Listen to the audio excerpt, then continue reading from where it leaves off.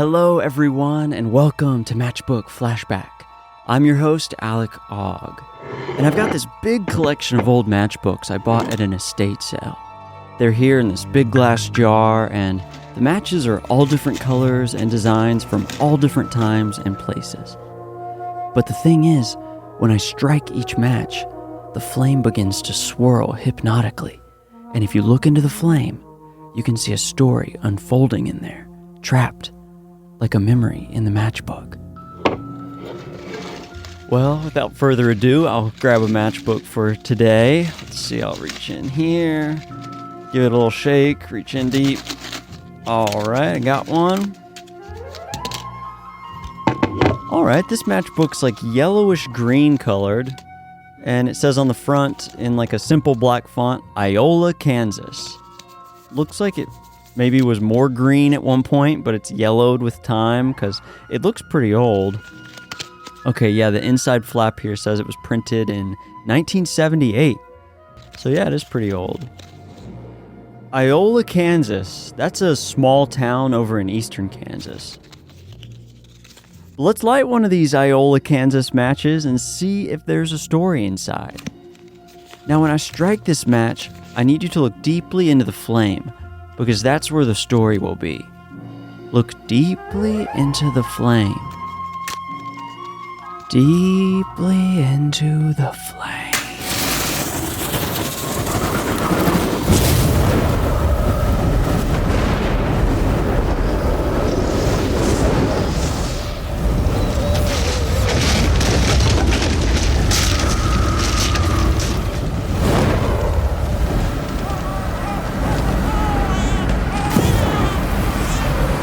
Silver Bullet, a Paramount National paid cable exclusive that won't be on HBO or cinemas.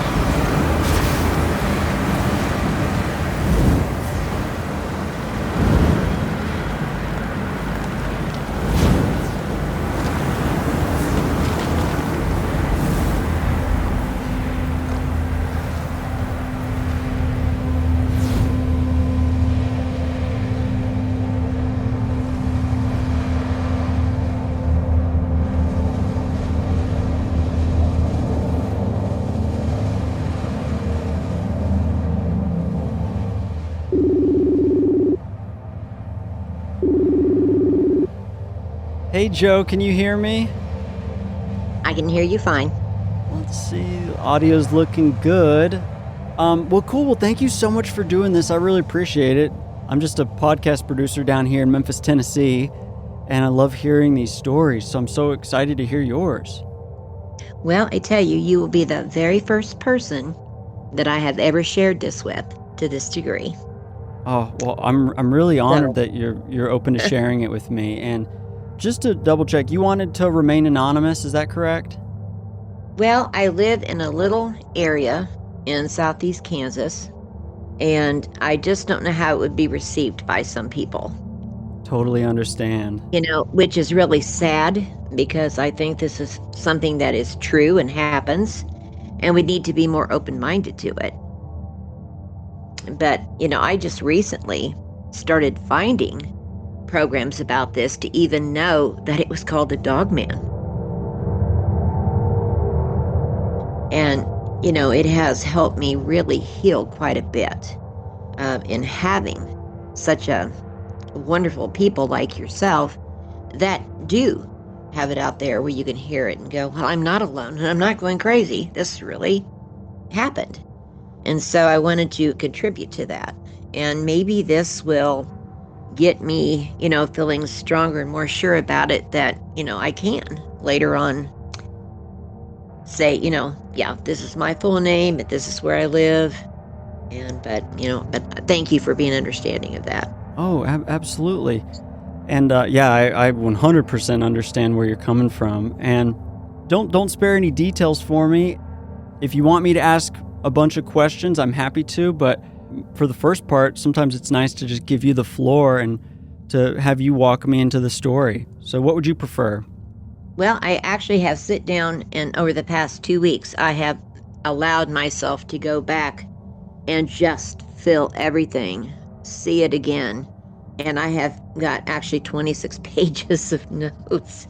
Oh, Then I fantastic. won't bore you with all that, but I thought I would just go down them, and then you could pick and choose from it, what you would like to put into it. Yeah, I that's trust that you will do it well. that sounds amazing. I'm so grateful that you prepared so much for this, Joe.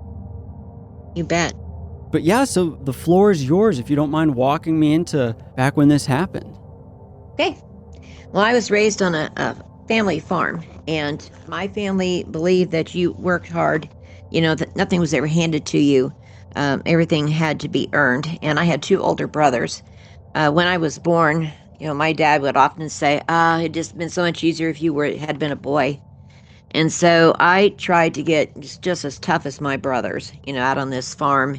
And my older brother, he had a third degree taekwondo, so he would give me lessons. And I would just try to get out there and work as hard as they did. At the age of 14, I stopped having them call me Joyce, and I actually went to Joe.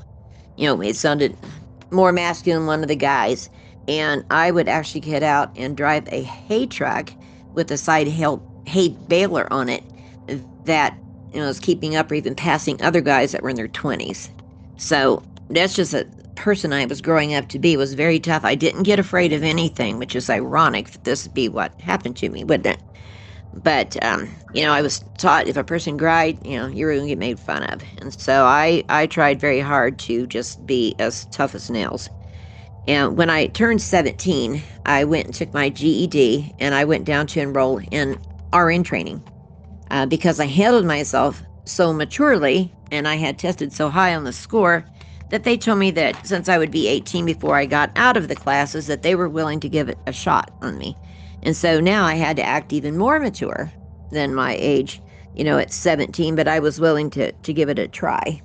And so what I would do is that I had some friends left over from school, and I would go out in the evenings and go out with them and still kind of be a kid a little bit. And I had a guy that I kind of casually hung out with. And then that would kind of keep the kid at bay, and so I could start doing that. And as I got on into the classes, our hog farm went into bankruptcy. And we were blessed. We had somebody buy it, and we had enough to pay off the loan, and we bought a little house that wasn't much, and it set out like 2 to 3 miles out in the country away from the city limits of the town that I considered my hometown of 13,000 in southeast Kansas. And it had, very little acreage with it. Somebody else owned it, but maybe 300 feet from the shed that was in the back of the house, it just started with acres and acres of woodland. And there was a stream that ran by there that often flooded. And so this house was set up, like on 12 huge cinder blocks, and, before even the foundation of it, because it had flooded and ruined it before. And so we had our hands full with that. And I would come in at night, at dark. Of course, out there weren't any street lights or anything. It was just pitch black. And my mom would leave on this little yellow bug light. I'm probably telling my age now, but, they would say that bugs don't get into your house when you open it, if that's the case. And so I had 12 big steps to go up and no rail. And so she'd leave that on. And as I was going up one night, I heard something over in this thick brushes and trees, maybe 30 feet from the side of the house. And it was huge. And it sounded like it was on 2 feet. And I was thinking, what could that be? Instead of hurrying in, this girl who'd been raised tough, I walked over to the edge of the porch. And I'm actually leaning over trying to see with this yellow little bulb what's going on. And I'm thinking, that sounded awfully high up. So I got thinking, well, maybe it's a buck, that's got its horns caught and it's going around with his back feet trying to get loose and is shaking the tree. So it's sounding like it's up higher, and I went on in and I didn't even really think about the fact that, as I was listening, there wasn't any sounds being made. Now I know from listening to all the podcasts, that means there's something out there that I probably don't want to be out there with. But I had gone on in and actually forgot all about it. A couple nights later, I was laying in bed and I woke up because we had a storm coming up, and the bedroom that I was in, the back wall of this formed the back of the house, and it had a 90-degree angle, and it formed with the kitchen. And I had 2 big windows that almost went ceiling to floor in this bedroom because, back in the old days, that's what you did. You had big, tall windows that caught a lot of sunlight, and it helped you be able to see through the day. I had on some curtains on these windows that were a thin white, no blind. Didn't really need it out there, in the middle of nowhere, no neighbors close by. And as I was laying there watching it, flash lightning, and it was getting closer, and I could hear the branches, scratching on the tin roof up top. I started to go to sleep, and all of a sudden there was a flash of lightning, and I realized that the left window, there was something big and black blocking it. And I kind of sat up, and I thought, what? And it flashed again. And I'm thinking, this thing is huge, because this house sets up. There's no way that can be anybody. It can't be my brother trying to, scare me like he often did. It's got to be something. Maybe my dad's leaned up against a shed back there and the lightning's back far enough away, that is just making it look like that. And I actually kind of laughed at myself that I'd almost scared myself. And I wasn't supposed to be one of those girls that got scared. So I got up, went to the bathroom in the night, came back in. And as I'm entering back into the room, there's another flash of lightning. Now this big black mass is at the right window. And I'm going, now, wait a second. I didn't change, perception areas that much for that to have changed over to there. And I'm thinking, okay, it's mobile. It's got to be my brother trying to do something. So I'm thinking, okay, I'm going to walk over to this window. I'm going to get a hold of this curtain. I'm going to jerk it back, and I'm going to tell him I knew it was him. And as I start walking over there slowly, there's another flash, and it's back at the window I'm walking toward. And I'm thinking, how is that moving back and forth so smoothly like that? And so I got up there and I started to put my hand on this curtain, and it seems like my body knew something was wrong, and I'm kind of like feeling shakes, and my legs are feeling a little rubbery, and I'm going, what is, I don't normally do this. And I'm thinking, I'm going to get him. And there was a flash of lightning, and it was reaching up, like along the top of this window. And I'm thinking, and I could hear it on the window. So I thought, no, my God, this thing's really here. And that's a lot taller than he could be. And as it flashed again, and it was bringing the arm down, that was a hand. That wasn't a paw, like some kind of animal. That was a hand. But oh my God, these nails at the end of this thing were huge. It was like, I can't be seeing this. Am I asleep? And I'm just kind of frozen in place because I'm thinking, this doesn't make sense. There's nothing out here like that. There's coyotes out in the country, there's nothing big like this in Kansas. I don't know what's going on here. And I started to step over to the other window, and there was about maybe a 3-foot gap in between the two of them. To maybe see when the lightning flashed, if I could see maybe around the edge of it a little better, and it moved with me. And that freaked me out. I'm thinking, okay, can this thing see me through these curtains? I wouldn't think it could because it's dark out here, it's lightning out there. How's it doing this? And so I slowly moved over just to see if that was just by accident, and it came with me again.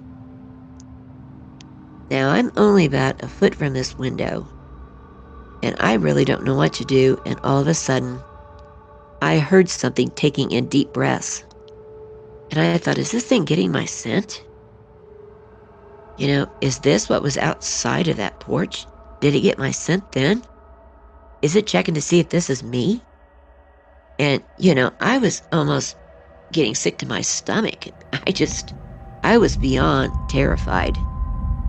And the lightning was getting closer, the thunder was getting louder, and in one of the flashes, this thing had turned its head to the right, and I about passed out from fear. That side profile, that was not a person. It had a huge muzzle, I mean huge. The mouth was open, and I could see these sharp teeth, 2 rows of them. They looked, of course, it was hard to judge with a shadow, but it looked like they had to be at least 2 inches long. And I can't believe this. And it's like it turned to see how close the lightning thunder was getting, maybe. I don't know what it was doing. And then it started to turn around. And as it lightened again, I realized that it had crouched down now and it was like level with me face to face. And I thought, it's got to be seeing me. So I started stepping back slow, not sure what to do. And we had a lightning hit a tree behind it. And it left, and I went running into the living room. And I got on the couch and I shook the rest of that night. I mean, I was terrified. And I knew that I couldn't tell my mom and dad about it because they'd tease me. They'd be telling me, it's just your imagination, you scared yourself. And so I just kind of stayed quiet about it and thought, okay. And, I wasn't sure if I should tell anybody. I knew I could tell my older brother, he'd be teasing me. And so I just kind of kept it quiet. But it changed me. And so I started telling my family and friends that, school was getting a little bit harder, so I wouldn't be going out, at night, coming back in. But the truth was, I didn't want it out there at dark anymore. I wanted in the house because there was something out there that I couldn't explain. And, I thought, it can't be my nerves. I couldn't have hallucinated that. I heard it going along the window. It was real. And so I started studying on the couch in the living room. And after about 2 weeks, my dad started complaining because it was a small house. And he said, I think you need to go back to your room and start studying because that light from that lamp is keeping me up at night. I thought, oh God, I can't do that. Because I'd been coming in from school, taking about a 3 or 4 hour nap, getting up, getting my clothes ready, hanging them on the doorknob, and then going into the living room to, quote, study, and I did like to study about 3 o'clock in the morning, have everything fresh in my mind to go take the test, but I didn't want in there after dark. And I thought, what am I going to do? And so he was complaining more. So I told him, I said, well, you know what? I'll move into the kitchen. And guess I wasn't thinking about the fact that, hey, those two walls connect in a 90-degree angle outside. But to me, it was a different room. And it was shaped like a long rectangle. It had 2 rows of windows down the sides. And they were up pretty tall. And it was like, you had the one layer tier curtain that was on the bottom half of it. And then on the top, you had the valance with a real ruffle, and you had about like a 12-inch gap in between. That light could come in during the day. Same theory, lots of light in. You didn't have to use electricity. And this kitchen had 3 huge, long fluorescent lights right down the middle, one switch. So if you turned them on, it was like flooding you, and that was way too bright in the middle of the night to be trying to study. So I just took the lamp in, set it on the dining room table, and that's how I started studying. I think it was about 4 or 5 nights after I had started going in there, and I was starting to get comfortable with it. Everything was fine, and I was just kind of starting to put that out of my mind a little bit.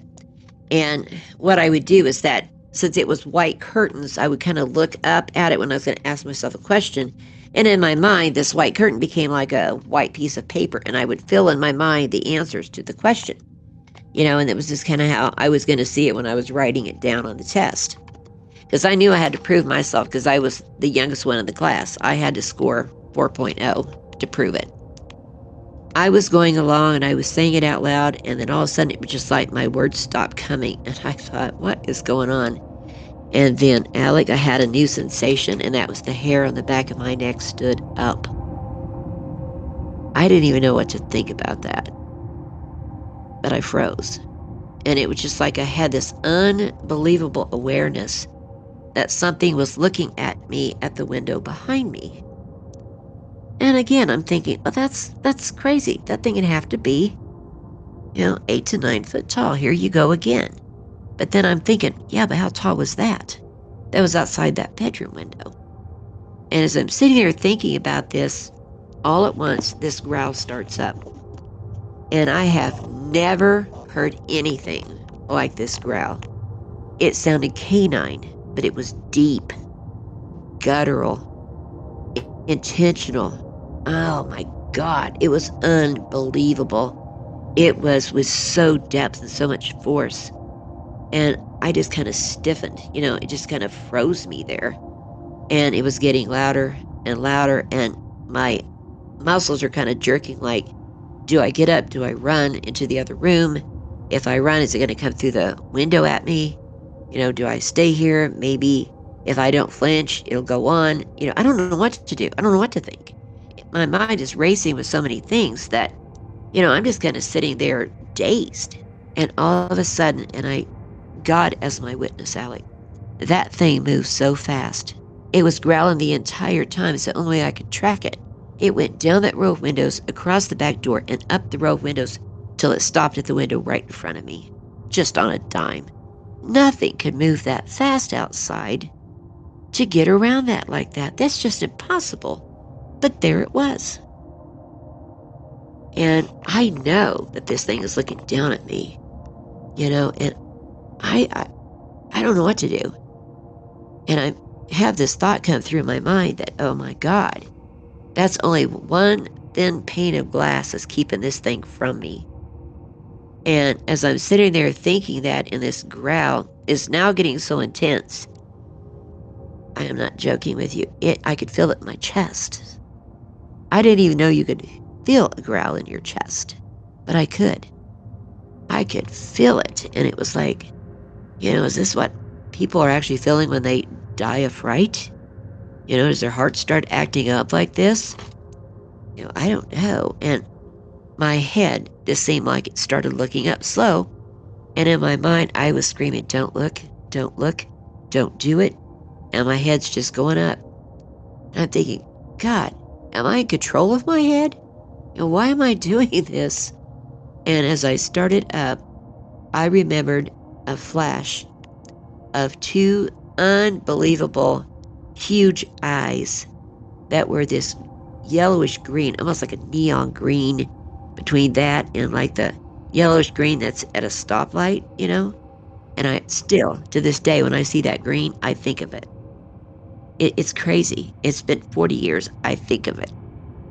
And I started realizing that this head was taking up the entire width of that window. And I jumped up and back so fast with so much force that the chair I was sitting in went sliding backwards across the kitchen and slammed into the dryer. And I was gone. Now I went running and turned to the right, and I landed. Now this is a girl that always will be tough. Landed in the middle of my mom and dad on their bed, right in the middle of them. I didn't care if they thought it was silly. I was terrified. And, of course, they came awake with what is going on. And my mom turned on a lamp and she said, what are you doing? And I couldn't even form words to tell her. And my dad is going, Joe.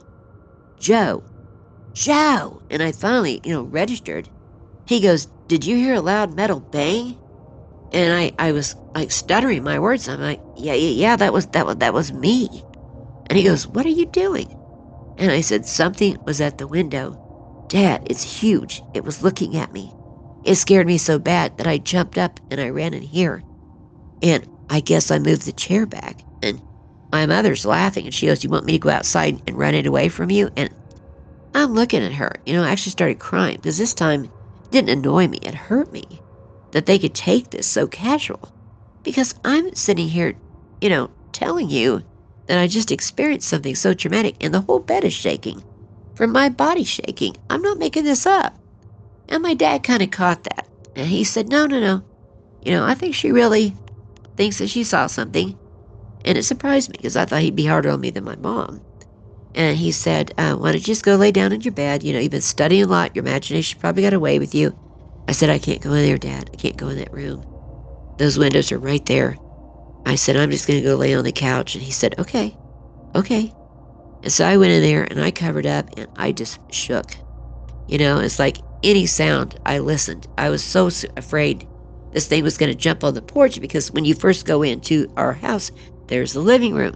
So now I'm sleeping just a few feet away from the front door. There's like no place in this house that I felt safe and secure. But daylight came, nothing happened. And, I got thinking about what he had said maybe it was my nerves. Maybe I was getting too worked up. I was starting to see some things, working critical care that maybe somebody my age shouldn't be seeing yet. And, maybe that was what was going on. I was putting into something like monstrous. And so I went back in there, really afraid to, and started studying again at the table. I made it for like 4 nights. Nothing happened. And I thought, okay, it was me. And I had one of my big, post exams coming up for that semester. Knew I needed to get a good grade on it. So I was studying with everything in me. And I'll be, if I did not feel the hair on the back of my neck stand up again. And I thought, oh my God, it's back. And as I kind of braced, waiting for the growl to start behind me, much to my shock, it started in front of me. It was already there at that window. And I had on just the little lamp that I was studying with.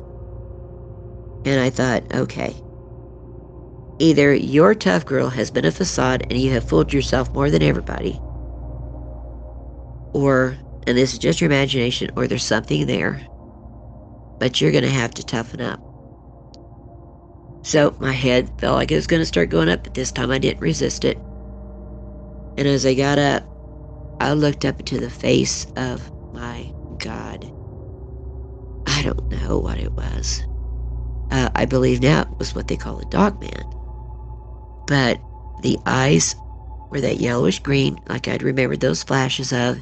They were self-illuminating, which really blew my mind because animals, have the ability to reflect light, but to self-illuminate, that didn't seem possible. And the eyes looked like they were huge, around like 50-cent pieces. They were huge, and they were like 8 inches apart. That head took up the entire width of that window, that kitchen-sized window. And I'm just kind of stunned. And I'm just looking at it, and the muzzle of that thing was long. Oh my God. And the light from the eyes lit it up. The face lit it up well. The ears were pointed up, like a Doberman that's had its ears cropped. There was tuft of hair coming out of the top of them. And the ears moved independently of each other. I don't even know if dogs can do that, but these did. They were like different directions, like it was aware of everything going around all the time. And it was looking at me with such I don't know, it was anger, hatred, evil. I don't know what that look was, but it felt like it was drilling into my soul with that look. The hair, or fur, I guess you would call it, was black as midnight. But along the face and along the jaw lines, it wasn't as thick. And you could see the muscles of this jaw when this thing, would growl and the muscles would move in it. And I was thinking, God, with those teeth, those muscles, that everything got a hold of you, the bite force would be incredible. You would not get away from that thing at all. It would about bite you. I bet it could bite an arm off, I'm just amazed at what I'm looking at. And it would wrinkle up its nose as it snarled at you, and it would expose, the teeth clear.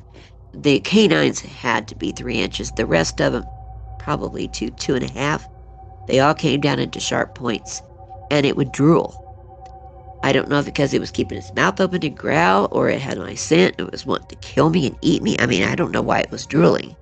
But every once in a while, it would take its tongue, and it would flick over, like to clean it off. And that shocked me, because its tongue was black. And it reminded me of a giraffe. You know how their tongues are dark? Yeah. In between a black and a purple? And long. And this is what this looked like. And I've never heard anybody in any of these shows talking about the color of the tongue. But this was black. And I was like, wow.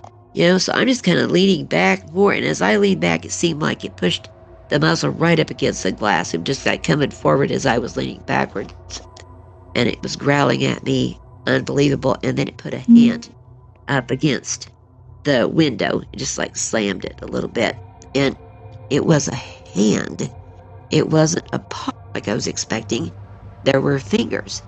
And it actually looked like it was black and, and like leathery. The only thing I could compare it to size-wise and the look of it would be like a silverback, how their black palms are. But again, it had these black claws on the end of this that had to be 2.5, 3 inches long. They were pure black. And they were kind of curved a little bit. They reminded me of eagle talons. Of course, eagle talons are so curved that if they land on a branch, they can hang on to it. This wouldn't be the case, but you wouldn't get out of its grip if it didn't want you out of it, that's for sure. And, and it was just looking at it. When it hit that, I thought, is it telling me it's coming for me or what? So I jumped again, and I ran. And I grabbed the blanket off the couch. I got on the floor, and I just balled up in just a ball and started crying. I did not know what to think. I did not know what to do. I was starting to be sick at my stomach a lot. I was starting to have physical problems from it. It was terrifying me. And I thought, I've got 3 more tests to do. I get this semester knocked out. I could be an LPN, but I can't do it if I'm losing my mind. And so I decided to talk to the guy that I had been casually dating and tell him what was going on and see if he would let me come to his house to study for the last, couple of tests. He lived in town, and he lived on the other side of town from me in city limits. I thought, surely I can't track your scent like that. He could come pick me up. And, he had a house on the corner, and it didn't have a fence around it, but he had a dog that was so mean. This pit bull, he called King. It was huge. And it had a chain back there, and, he would have to put King back outside, and before I could even come onto the property out of my car, because I was just terrified of this dog. And once I was in the house, and he got the dog in, and he saw I was welcome, then he would be okay. But the very next time, he would be barking, hearing me out there. If I said his name, he'd act like he'd never met me. So, I thought, wow, I don't think anything could probably get past that dog, So he listened to me, and he was kind of joking. He said, so are you telling me you're being stalked by a werewolf? And I kind of looked at him funny, and I said, werewolf? And he could tell I was really thinking on that. Like, is that what this thing is? He goes, I'm joking. And I looked down, I said, I'm not. He goes, I can see that. He goes, yeah, you come stay. And I thought, what a sweet person, this is. And so we made plans. I went over to his house.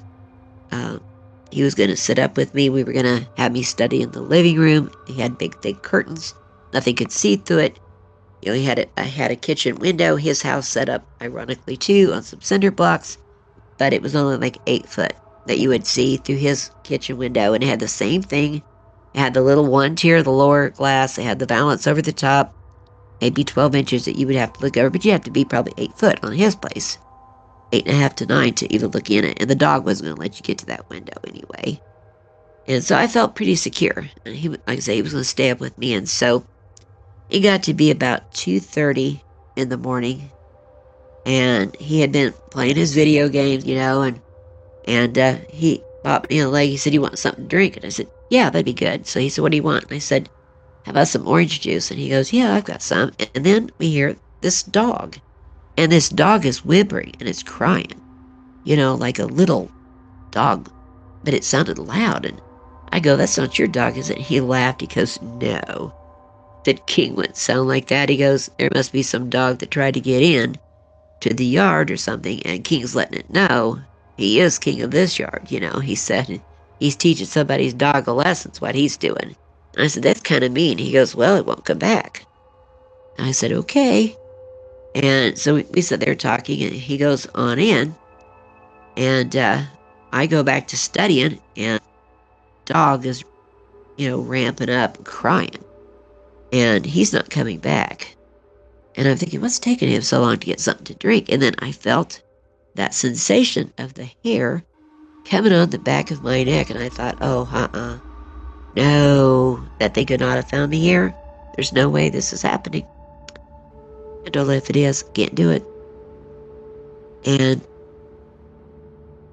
I go walking in there. And as I'm starting into the other part, I had like a living room and a setting room on into the kitchen. I said, what's taking you so long?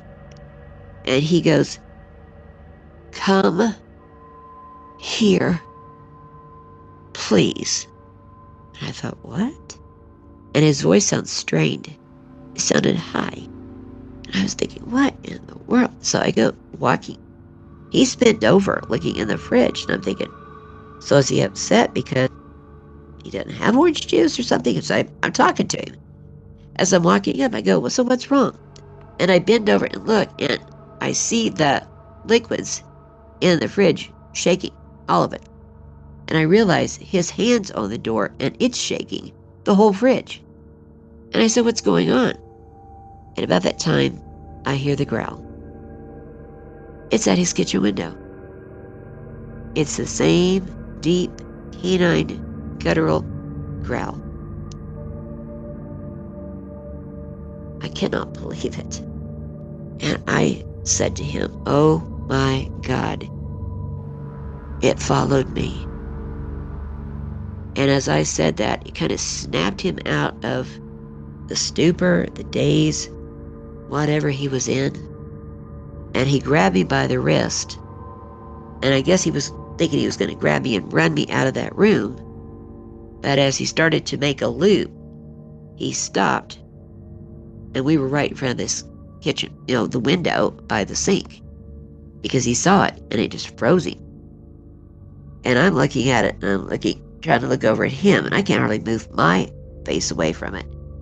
And his mouth is just, open wide. And he's just like having trouble breathing. And this thing is growling. I thought it had been growling terrible before. Oh, it had ramped up. I don't know, because there was two of us now, or what, or the dog outside. But, he was just, it was roaring almost, it seemed like, but it was so loud with this growl, and you could feel it in your chest even more. And I was starting to have trouble breathing, like I was having an anxiety attack, because I had a lot of awareness hit me right then, Alec. I had awareness that it wasn't my imagination, because somebody else was hearing it. I had an awareness that it was existing because this mean dog was terrified. He wasn't moving, and I had an awareness that it wasn't just because I happened to be living in this house that maybe it claimed as its area out there. It had hunted me down. This thing was hunting me. Do you know what a scary feeling that is, to have the realization that you're being hunted by something that shouldn't even exist? And why? What have I ever done to anybody? I wanted to be a nurse to help people. I don't harm people. I don't hurt people. I haven't ever done anybody wrong. I didn't understand it at all. And,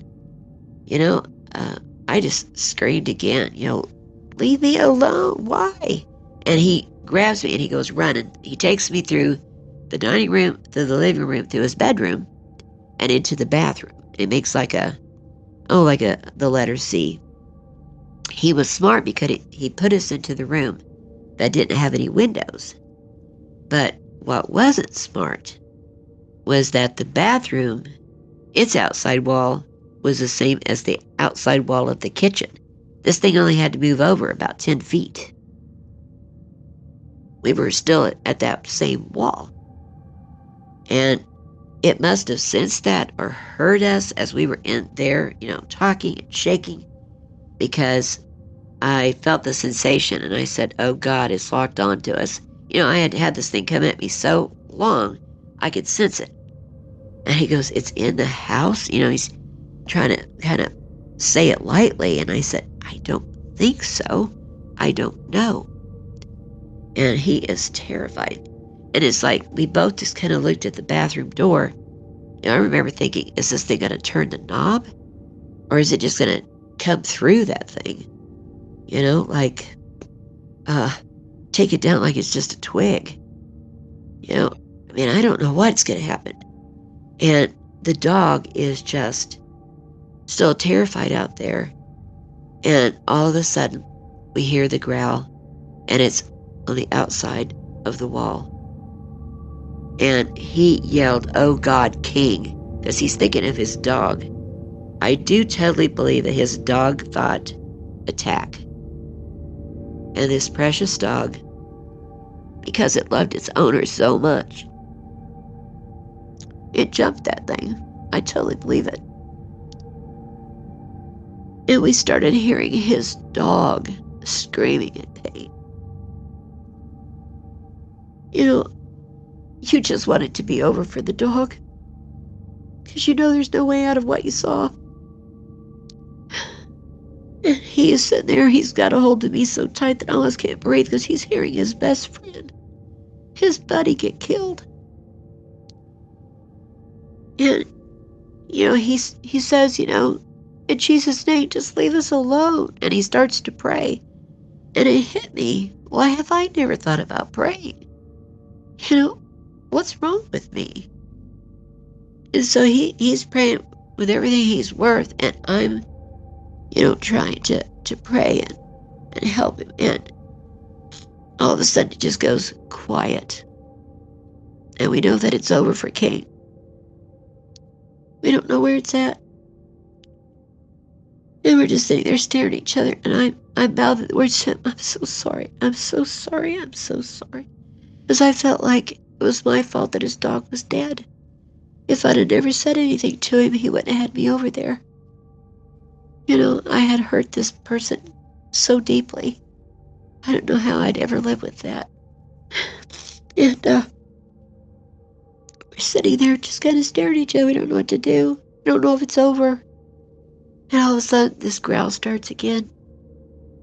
And it's at that back wall. And it is so deep, so guttural, that it's got that feeling going in our chest again. But it was so, I don't know if the word would be intense, or because it was so strong and so deep, it started the things on the shelves that were hanging. These shelves were hanging, I should say, on that back wall. The things on it started vibrating. You could hear them, and they started moving forward, Alec, and falling off into the tub. Or off into the sink, just from the sound of this growl. Can you imagine the depth of a growl that could do that? I want you to understand how deep this was, how strong it was. And I'm in shock, I mean, I watched his cologne bottle fall off and shatter in the bathtub. And I'm just going, this has got to be the end of us. This thing's not going to stop, and now it's killed. What are we going to do? And it just kind of let out this roar. It was almost like a growl, a roar, a scream, all at once. I mean, I don't know to tell you which one it was, but it was the loudest thing I'd ever heard. And it seemed like it lasted forever. And I thank God that it did that, because the neighbor heard it. He called the police and said, "You better send a lot of police over here. Somebody's getting murdered next door." And we don't even know that that's been called. We just know that we're in trouble. And all of a sudden, we hear something hit the side of that house hard. I mean, it was like it felt like it moved the house, which had to be impossible. But I would have thought it was impossible for something to make a sound like it vibrates something off of a shelf. And then we heard wood splinter. And this thing is just growling, and it's going to town. And I realize, as does he, it's trying to tear through the back of that wall where we're at. And we need to run. But we can't move. We're pinned. We are so afraid. We're pinned. And I can hear, things actually being ripped off of the side of the house. I know it's gotten enough of a hold on a board, it's broken, that it's just ripping it off the back of the house. The siding's coming off. And I look at him and I said, "It's come after us." And he goes, I know. And I know he doesn't know what else to do either. And we could hear different sounds, and it's coming through the wall. It is getting louder. It's happening. So I started to reach over and go over and open up the bathroom door, and try to get us that way, but we can't run outside where it's at. I've seen how fast this thing can move outside houses. It's going to kill us instantly. It's going to get us from in there. I don't know what we need to do.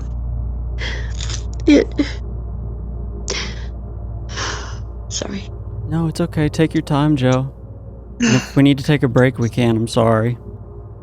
No, it's okay.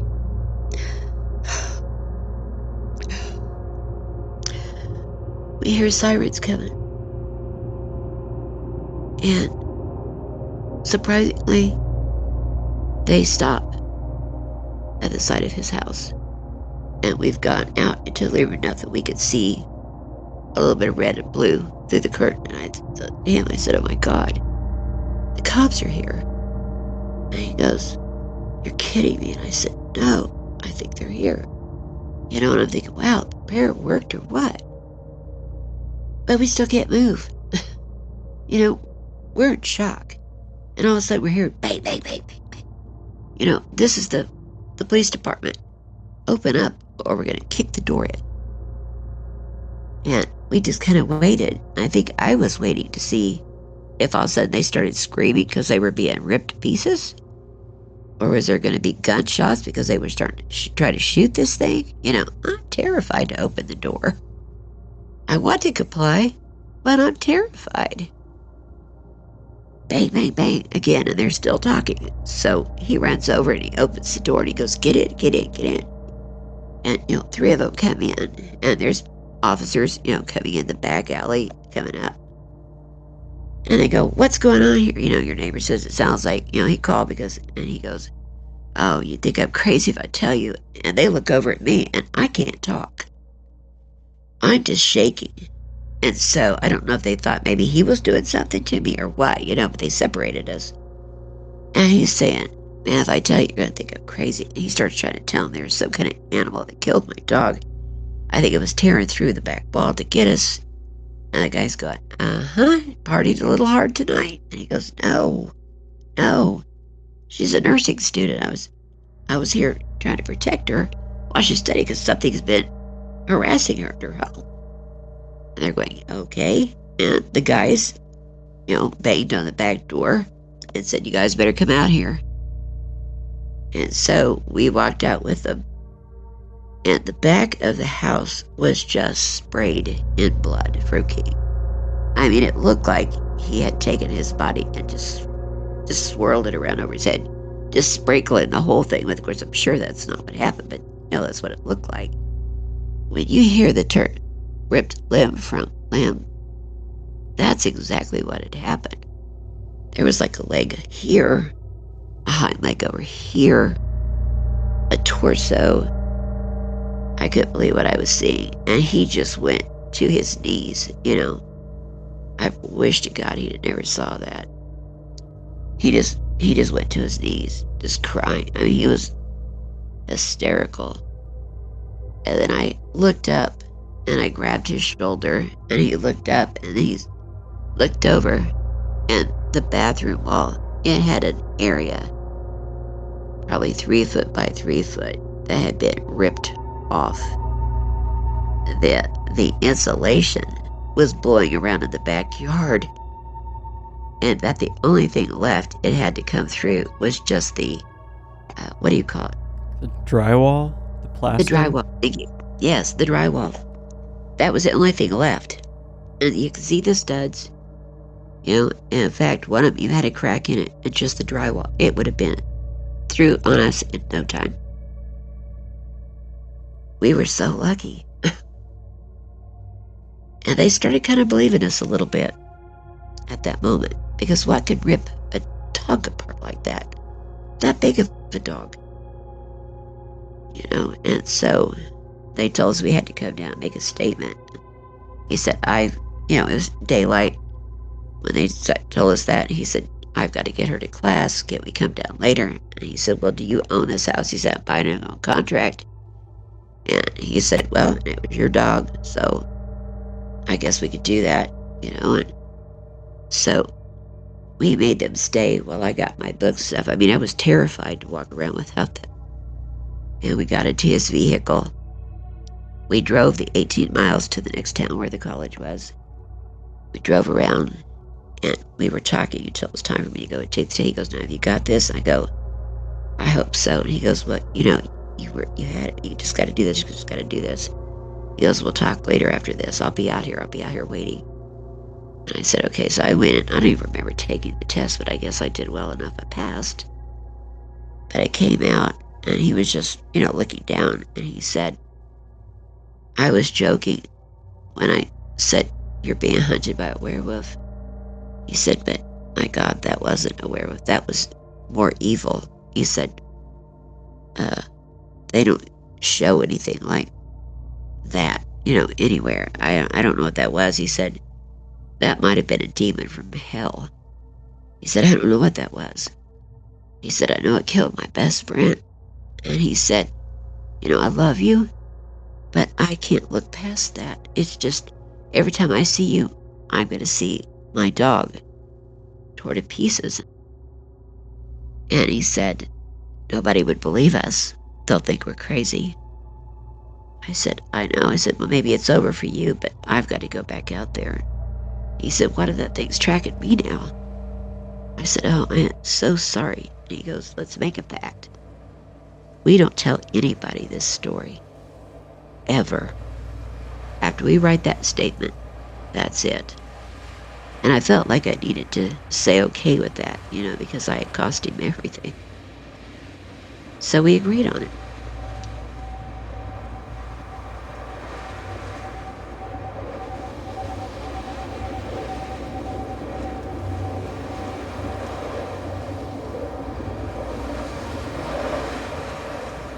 Hey y'all, this is Alec cutting in here. We'll have more of the story of what happened between Jo and this man she was dating later in the episode. But for right now, in this first part of the interview, we're gonna fast forward 43 years later to the year 2021, when Jo reconnected with this man while he was in the hospital on his deathbed.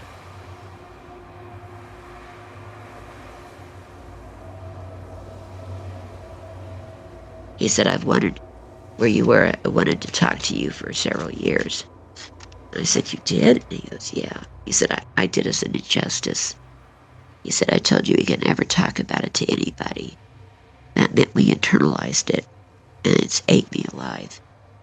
And he said, "If I don't get wasted on pills or drink myself to a stupor, I can't sleep, because when I close my eyes, I see those eyes, that color of green, and I see that snarl, and I jolt, and it's just over and over, or it's coming through the window after us, or I hear my dog screaming." He goes, "I have no choice. If I want to get sleep, I have to do that." And he said, "I'm dying of cirrhosis of the liver, and I wanted to tell you, start talking about it, get some help. Have you been okay?" And I said, "Not really." And I told him, I was having severe anxiety attacks, and I'd been on medicine for it. And he said, "I want you to start talking about it. Don't follow me down this well to hell." And he said, "I wonder, when it's my time to die, do you think that's what's going to come get me?" Oh my God, Ellie, do you know how that hurt to hear him say those words? I said, "No, you're a good guy. No, I think you'll go to heaven." He said, "I hope you're right." And he said, "Will you call me tomorrow?" So I called him every day for about 4 days. On day 5, he didn't answer, and they told me that he'd slipped into a coma. And on day 6, he was gone. So I started looking for something that talked about things, and that's when I started finding this kind of things on the air. And then it was called the Dogman. I started looking up things, and people were talking about the tuft of ears. It was pointed, and how big it was. And I thought, my God, they're describing it. people have seen it. And as I hear it more and more, it seems like a lot of people have seen these. So why is it so taboo to talk about it, you know? Yeah, I don't understand that. But for me to be credible as a professional in things, I have to still be quiet, you know? To a degree, nobody's going to want you taking care of their family member, you know? If you think you see things, and that's one of the big things. But I have had some healing by listening to it. And that's why I told you, give me a couple of weeks, because I really wanted to get into details on it, so I could do the best I could for you, because I believe in what you're doing. And I wanted to thank you for giving me the opportunity to maybe reach out to somebody that doesn't think they can talk about it. And I don't want it to eat them up. Yeah, I'm so sorry that happened to you, Joe. Well, thank you for believing me. You always have a fear that somebody won't believe you. And I thank you. I feel like you do, Alec. I really do. Yeah, of course I believe you. That means so much to me. And I hope justice on it. Yeah, I'm so sorry that happened to you, Joe, and I hope you know that none of that is your fault. Oh, but honey, if I hadn't told him, he wouldn't have been involved in it. It is, but it's so nice for you to say that it's not. But I feel like his blood is on my hands. I may have to answer for that someday. No. Because he was a good person. No, he did the right thing. He did a nice thing for you, and it's nobody's fault that those things are doing what they're doing. Why are they here? What are they? What do they want? You said you study a lot of this. What's your thoughts on them? I mean, help me understand. What did I experience? Yeah, I wish I could tell you what they are. I'm so curious about this because they don't seem to make any sense. So there's like no pattern of why they pick who they pick, or not that I know of. Gosh, I wish I had a single answer for you, Joe, but there's so many pieces to this puzzle when I hear these encounter stories that I don't know if they're extraterrestrial or if, they are some kind of spiritual thing. well, for something to be able to move that quickly around that building, around the outside of that kitchen, the first time that I heard it growl, and the only way, like I said, I could even mark where it was at, was the growling was continuing, and then bam, it was right in front of me. It was like there's no way anything physical could do that. They've got to have some kind of supernatural ability too. And what kind of animal can light up its own eyes? It's self-illuminating. Right. I could do that. It's just crazy. I know it is. I spoke to one guy a couple weeks ago, and I'll send it to you when I post it, but he had an encounter with another woman where they were driving a truck, and one of these things crossed the road, and they kind of braced for impact to hit it, and when the truck hit the thing, it just evaporated into like a smoke. You're kidding. Of like invisibility once it was about halfway through the hood of the car, so it's like the car was going through it. Now, see, that makes sense to me because of how fast that moved. I can see maybe smoke moving, something like that fast and then rematerializing again. I can see that. Yeah. Actually makes sense to me. Yeah, but like you said with it tearing up the house, it's like sometimes they sound like they're a purely spiritual thing, and then sometimes they're physical, and maybe they're both. Yeah, I think it's got the ability to decide how, but if it could change, why didn't you just materialize on the inside of that house? Why take time to try to tear it apart unless it feeds off of fear? and it would be over too quick if it just materialized inside and killed us. But if it could milk us for that fear that it fed on, tearing through that physically, God, I just thought of that. Wow.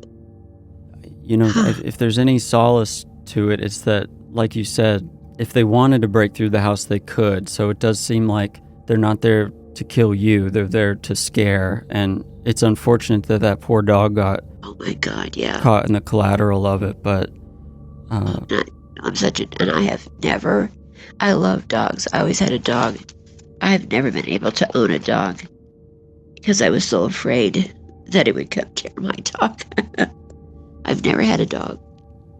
oh, I'm sorry, Joe. You know, and I also didn't feel like I deserved one. He lost his best friend. I mean, I just have carried this around like you wouldn't have believed. And I feel a little better since I did it with you. I mean, I had written down like notes and notes of how my body was shaking and I was breaking out sweats and stuff, but I'm sure you can add all that in, you know how, and I'm not sure I could have read it off to you that deep. Oh, well, Because I have to sleep tonight.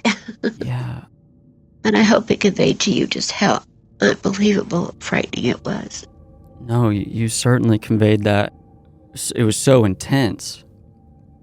Yeah, it was. And I wanted to try to convey that to you so you could tell it in the magic story of it. So if somebody else had ever felt it to that degree, they could identify, like, yeah, it can't get this bad, but oh yeah, and it's really odd because that's the only time my hair has ever stood up on the back of my neck is when one of those things is around.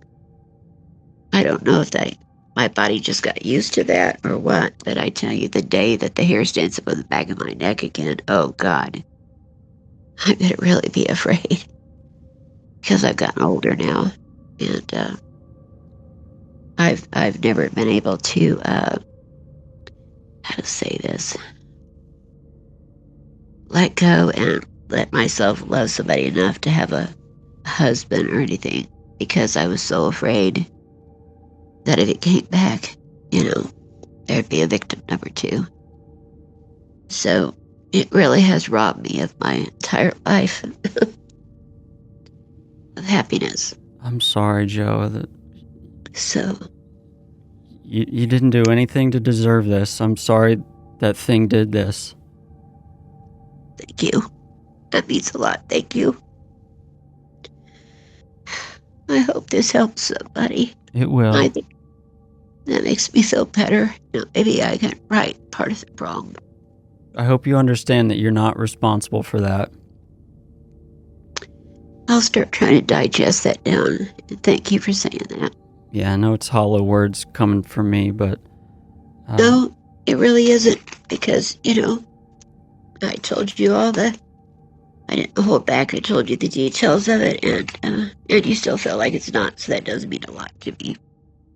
And I'm really happy that he gave me permission to share, because I would have never done it. I would have broke my word to him. And he told me to, so, I told him I was dedicating this first time to him. oh, well, thanks. I can dedicate the episode to him too if you allow me to use his first name. Yeah, his name's Dale. Okay.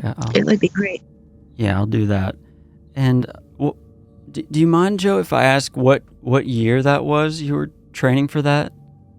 Sure, yeah, it was 1978. That's when I was in nurse's training, at 17. So it tells you how old I am now. I'm in my 60s now. I'm getting old. But, and even to this point, look how it still affects me. It just,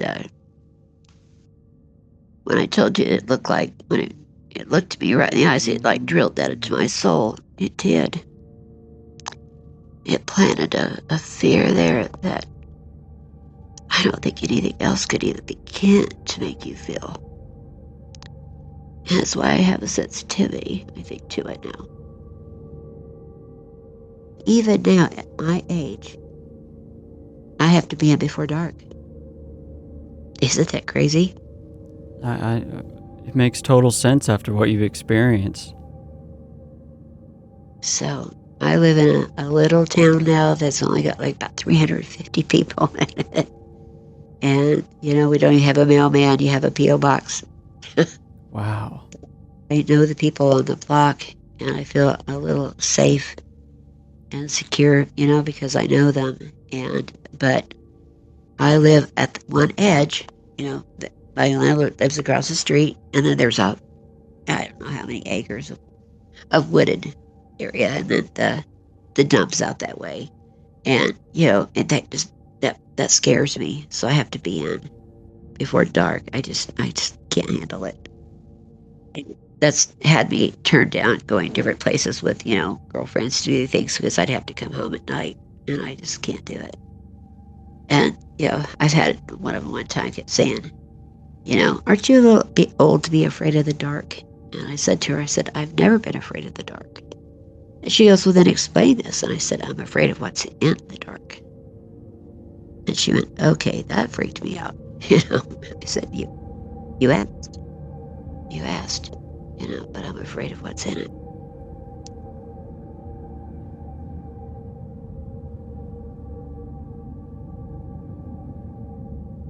Hey y'all, this is Alec cutting in again.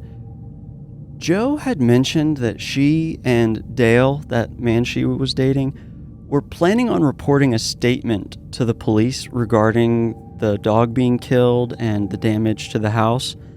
And she went on to tell me that she had never filed that report because that next day she was so busy with nursing school finals, and she was unsure if Dale had either. So with her permission, I called the Iola, Kansas Police Department to see if they had any record, report, or statement surrounding that incident with the dog and the site of the house in 1978.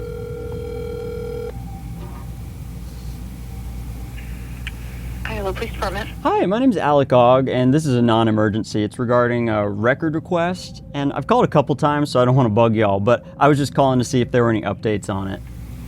Okay. I think I know what you're talking about. I will pass this on and let them know that you're following up again. Hi, this is Alec Ogg speaking. Hi, Alec. This is Chief Warner with the Iola Police Department. Hi, Chief. How are you doing? Not too bad. Hey, sorry it's taking so long to get back with you, but we have checked everything, and the address that we had on the Dale would have been Kansas. Okay, yeah, that would have been kind of later in life. This would have been, I think, back in 1978. I think he lived in Iola, so this was way back in the day. Well, I mean, the only thing I'm looking at, these are all on index cards back then. And I just went and pulled it again before I called you there. But there is no mention. Yeah, and it would have been a report that he had filed, so I don't even know if y'all keep reports. It's not like he did anything. It would have been possibly him reporting it, so. Yeah, and it'd be on here, even if it was like a involvement or anything else, how they did it. Like they just typed it on a index card in our card file system back in the day. And a couple fellows picked a fight. That's 77. Okay, so it goes back to 77? Yeah. Yep, I got 77 to 88 on here. Well, man, I really appreciate you looking into that. I can't thank you enough, Chief. Oh, yeah, no problem. I have my records guy, too. He went through and checked just to make sure. But he's, over the last 10 years, he's been going through all the old ones. Anything like that we would have kept, though. Okay. He didn't recall anything of that nature. I appreciate you doing everything you've done so far. This is more than I even thought I'd get, so. Yeah, my curiosity has got the better of me, too, on this one, because it sounds like a wild story. Well, thanks so much, Chief. I really appreciate it. All right, no problem at all. All right. Good day.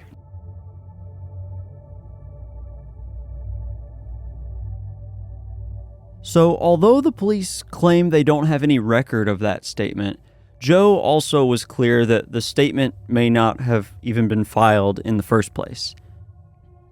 After that, I began looking through Kansas newspapers for any mention of the dog being killed in 1978, and although I didn't find any published news of that, I did find an article from November 21st, 1979 in the Iola Register that had a picture of Joyce and Dale together holding a newborn baby that the caption of the photo said was named Stephanie.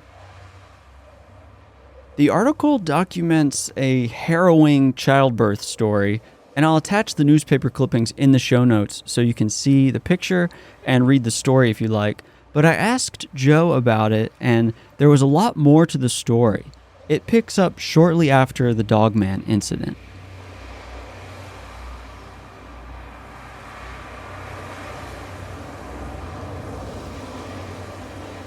And then after that happened, after, King gets ripped to pieces and I see the destruction on this, I changed and I got very clingy to Dale. And he really liked me before because I was a tough girl, and I could take him or leave him. And I think that's what he really loved about me. And then all of a sudden, I was just a different person.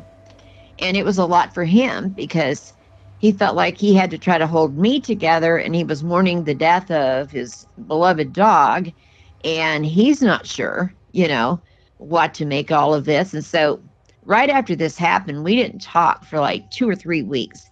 I went ahead and finished out my finals in school and I passed. And then, he called me and we got together and, we continued to date, but you could just tell it was a little different. And we actually just moved in together. We hadn't even gotten married. And I realized I was pregnant with Stephanie. And so we went down to just a little wedding chapel in Oklahoma, in Miami, Oklahoma. I think it was called Laverne's Wedding Chapel, and just got married. Didn't make a big deal of it or anything. And it just started falling apart because I started developing eclampsia. And for the listener, eclampsia is a rare and severe complication where really high blood pressure develops during pregnancy to the point of having seizures or going into a coma, and it has a very high mortality risk for both the mother and the baby. And when I was at the end of my 6th month, I was really having a lot of edema. One more side note, edema is extra fluid in the body that causes swelling. I never did get over morning sickness. And I started swelling up really bad. And I was sitting there one night and I said to him, is it lightning outside? And he goes, no. Why? And I said, because I keep seeing flashes of light. And he goes, no. So I called the hospital and I said, I think I'm in critical condition. And they got a hold of the doctor and he said, meet him at the hospital at 7:00 tomorrow morning. So I'm sitting over there at 7:00 the next morning and he doesn't walk in until 9. He forgot. And within 5 hours, I was being life flighted out. My blood pressure was 260 over 160. And my pressure was so high that the blood vessels in my eyes were breaking. It looked like I was crying blood. And, I was miserable. They were trying to talk to me, and I was trying to hear them over that of the blood pumping through my head at that level. And here I am pregnant, so they really can't give me much to lower it. They're going to kill her. And so they decided, they were going to have to get me to Wichita. They have a special unit over there for people with eclampsia. And, they brought a surgical team because I was so critical. And so they landed them at the little airport outside Iola. And they transported me by ambulance out there. And my family had lined up and was kissing and telling me goodbye because they had told them I had a 30% chance of even making the flight. And so we took off and start going over there, and they bring up this incubator by my head, and I'm going, what? And he goes, if you die, we're going to do everything we can to save the baby. And I said, well, thank you. I appreciate that. And I said, don't sugarcoat it. What are my chances? And he said, on a good day, 30%. And I said, so there'd be like 3 out of 10 people make it. And he goes, yeah, I'm really sorry. I said, no, I'm going to be one of the 3, man. It's okay. And he looked at me and he goes, you're strong. And I said, yes, I am, you know. And I said, you wouldn't believe what I've gone through in my life. And I was thinking back to the Dogman, you know. Yeah. Wouldn't believe what I've survived. So yeah, I'm pretty tough. And we hit a storm, and they were saying, you know, you're gonna have to circle around and fly, get away from it's really severe. And the doctor looked over at the pilot and he said, she won't live. And the guy says, you know, I knew it was a risk when I took this job. And he radioed down and said, no, we're coming in with a critical person and we're going to take the shot. And I thought, wow, these people are putting their lives on the line for me. You know, that was amazing. And I remember one of the nurses leaned over, gave me a little kiss on the forehead. And she said, honey, you're one of ours.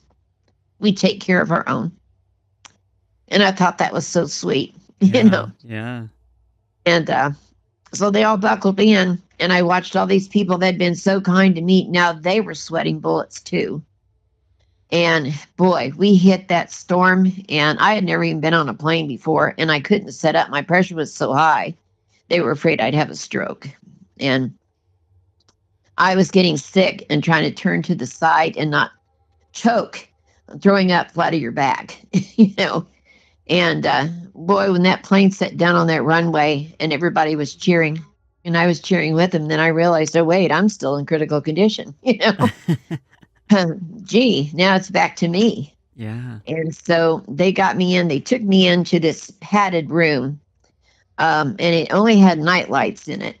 And they didn't speak, which they were so shocked when they remembered, oh, yeah, even a big sound could throw her into a fatal seizure, that they had cheered when the plane set down. But, you know, they were just so happy for themselves. They wrote notes, and they were just trying to keep me down to minimal stimulation. And they whispered to me when they talked to me. And the doctor came in and said, we're going to induce labor. You know, you're at the end of your 6th month. You should be able to deliver her without any problem. It's going to be a lot safer. I don't think you would make it through a C-section. And I said, okay. And so they had Dale come in and they talked with him about it. And he said, okay, can I be in here? And he said, nope, sorry. You know, she can't have any more stimulation, has to be. And he said, okay, I'll be out here. And I said, okay. And he looked at me and he goes, give us a happy ending this time, okay? And I said, I'll do my best. You know, and I knew what he was thinking of too. And so they started it, and I couldn't even feel the contractions. My pressure was so high, they would have to tell me I was having one. And I wasn't dilating, and my pressure was getting higher. So the doctor came in and said, you're going to stroke out. And if we take you in now for surgery to do emergency C-section, the baby may make it. And he said that, you know, we don't want the baby's heartbeat under 110, and it's down to 49. And I went, oh, God, get the baby out now. And they said, well, we have to have your husband sign because we can't say you're in the right state of mind. And I said, well, get him in here. And so he said, if I sign this, she dies. And he said, more than likely, but the child may make it. He looked at me and he said, you're asking me to sign your death certificate? And I said, no, I'm asking you to sign so maybe our baby could live. You told me to make it a happy ending. And he said, how is that a happy ending? And I said, well, don't count me out yet. So he signed, and I didn't know it, but he walked out of Wesley Medical Center there in Wichita, went behind the hospital, and just sunk down the wall behind a dumpster and just started crying. He felt like he just killed his wife. That's a lot of pressure on him too, you know. Jeez, yeah. And this had only happened, you know, I mean, it hadn't been that long since we had just gone through that. And now we're facing this. But unfortunately, he cracked from all of it. And I really do believe that when he slid down outside the hospital behind that dumpster and was crying and saying, I hate you. Why did you make me sign my wife's death certificate? Why would you do this to us after all we've been through? I think he just cracked. I really do. So sad. I didn't even know he did that. It was his mom that told me he did that when she was mad at me one time and telling me how I had wrecked her son's life. And she wished that he'd have never met me. And it was awful. So, I don't hold any resentment on her. I know she was being, his mom. She didn't know about the Dogman. She just knew that he slowly changed. And so she blamed me because it had to be me. And I did carry a lot of that guilt because of that, though you have told me I need to let it go. So, but they took me in. This surgeon, he said, we're going to start lowering your pressure. And when you get down to like 40/20, pretend you're on a diving board and you're going to go backwards. And you're just going to bounce off like you're going to go into flow, but you're just going to go on into whatever there is beyond this. And I said, okay. And I remember saying a prayer. And I said, well, God, thank you for the years that you gave me. Thank you. I got to be a nurse. Thank you. I got to be a mom. I wish I'd have known what I had, a boy or girl, but maybe you'll tell me that when I get there. Thank you. I didn't drown. Thank you. I didn't get murdered. Thank you. I didn't get burned up in a fire. Thank you. I didn't get ripped apart by that thing. Thank you that I'm dying with people around me that care. And they're not going to let me suffer. And that was my goodbye prayer. And I closed my eyes. I put a washcloth over my eyes. And because they couldn't give me any anesthesia, they were just going to flatline me. And he was going to cut. And I heard him dropping, the pressure. They were calling it out. And I felt him prepping my belly. And he had the knife right there. And they said, 40/20. I went boom, and it's like I hit a wall. And I thought, wow, what happened?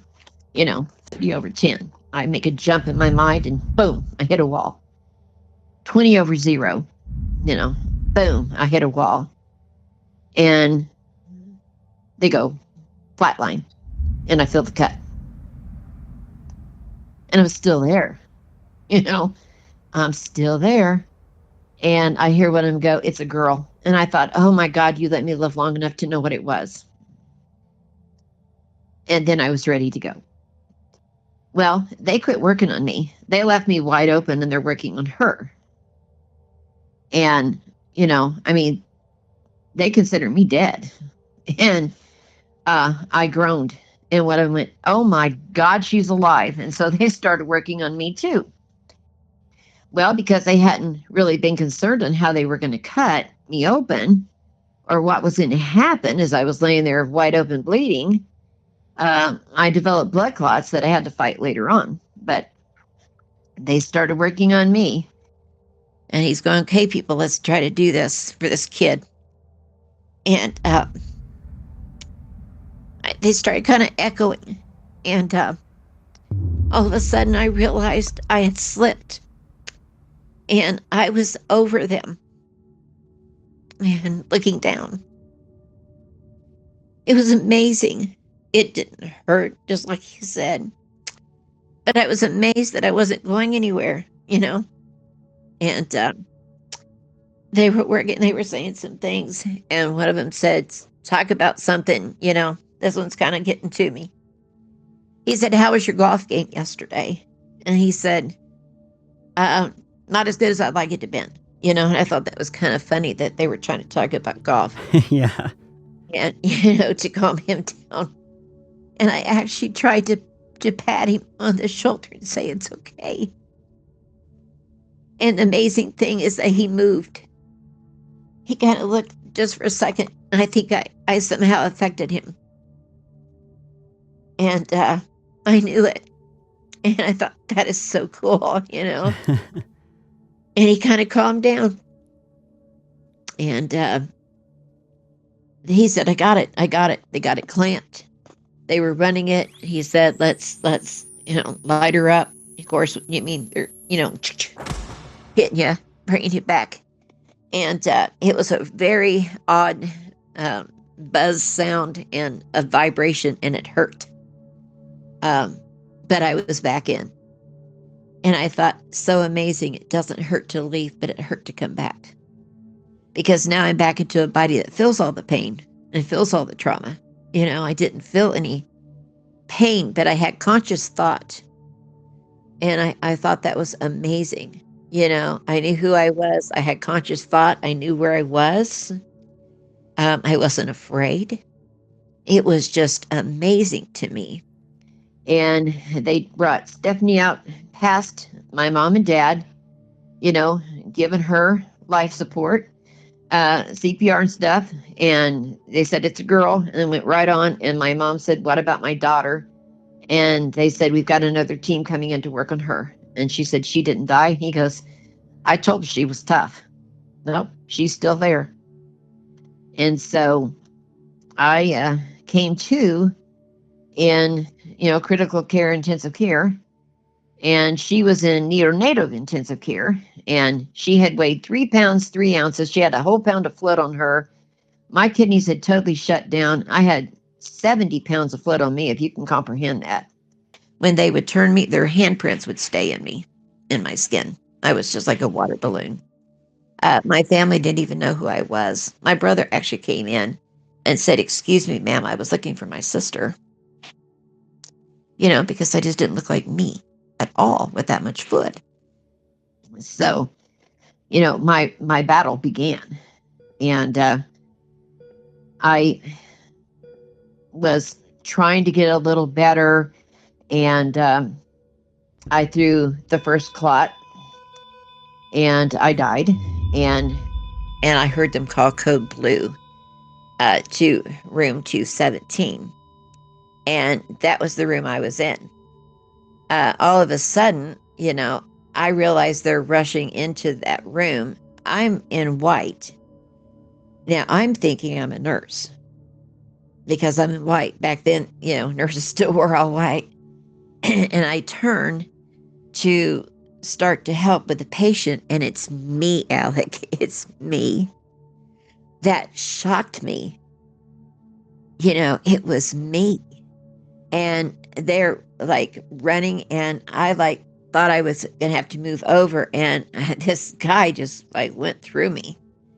And it felt really strange. It was almost like your molecules moved and then came back or something. I don't know how to describe it.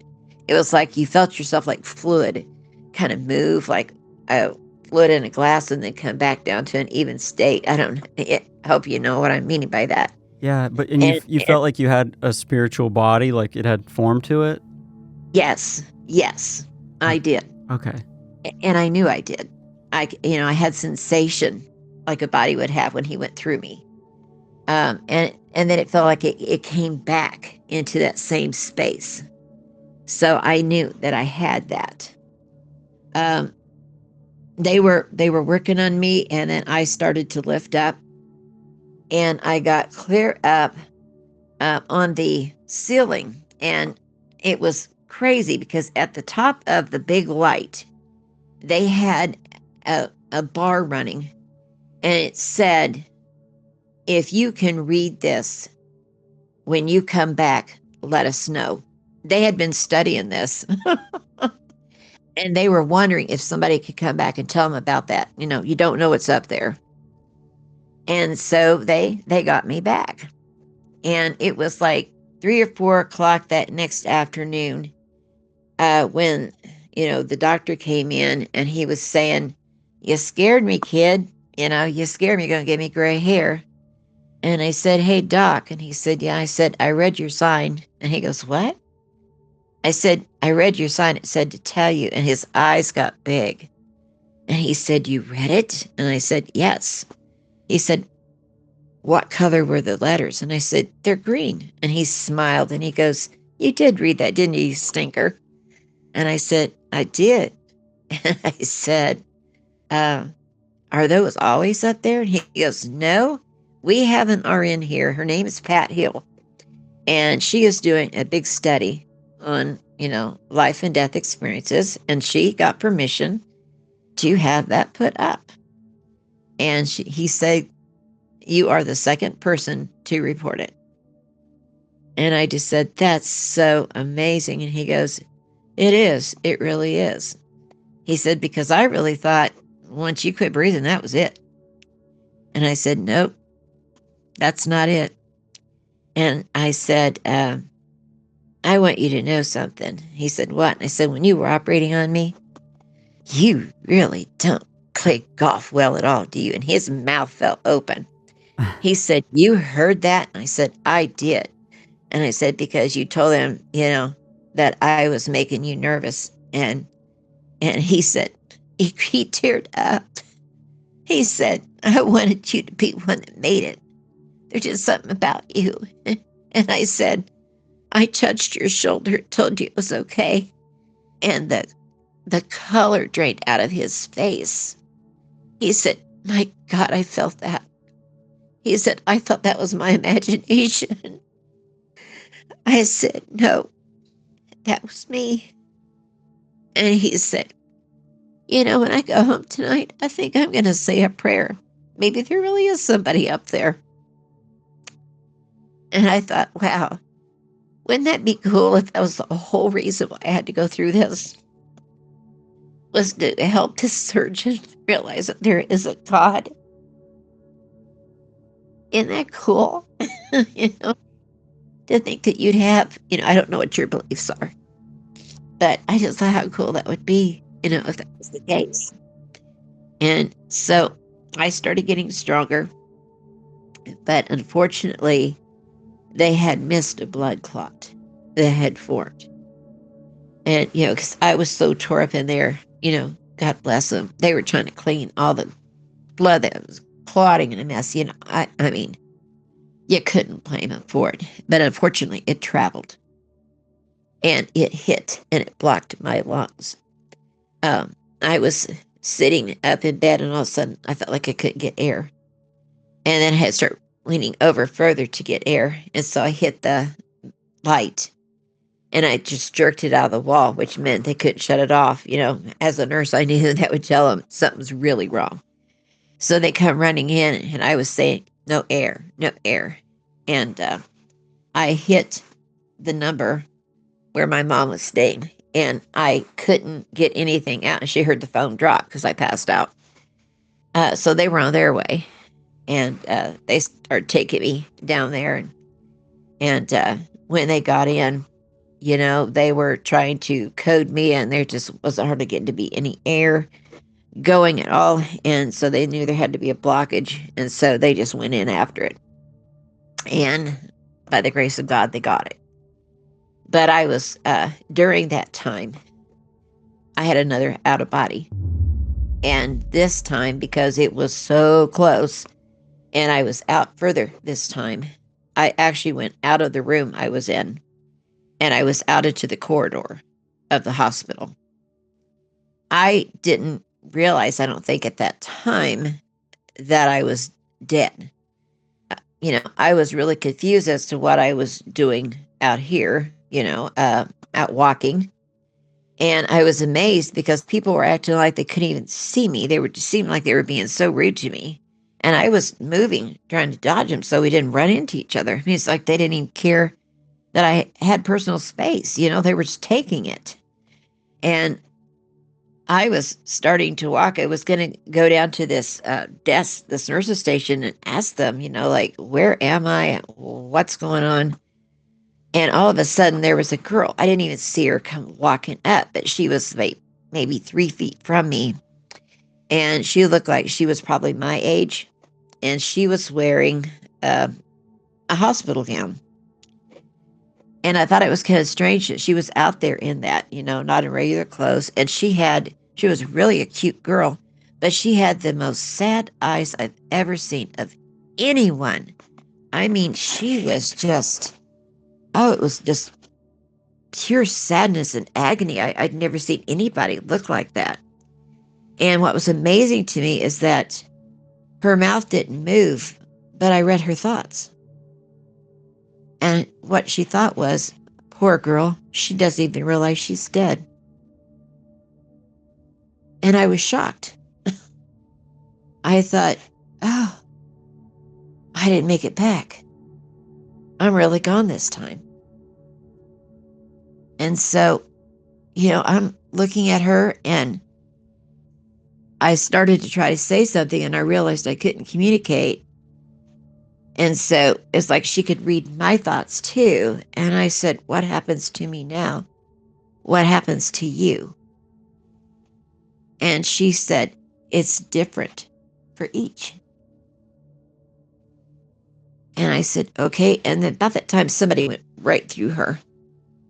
And when they did, I saw her wince, and I thought she felt that thing too. She felt that uncomfortable. But I watched the person kind of shudder, like they felt it. And I thought, that's so interesting. I had full thought. I had memory. I had thought. I had questions. You know who you are.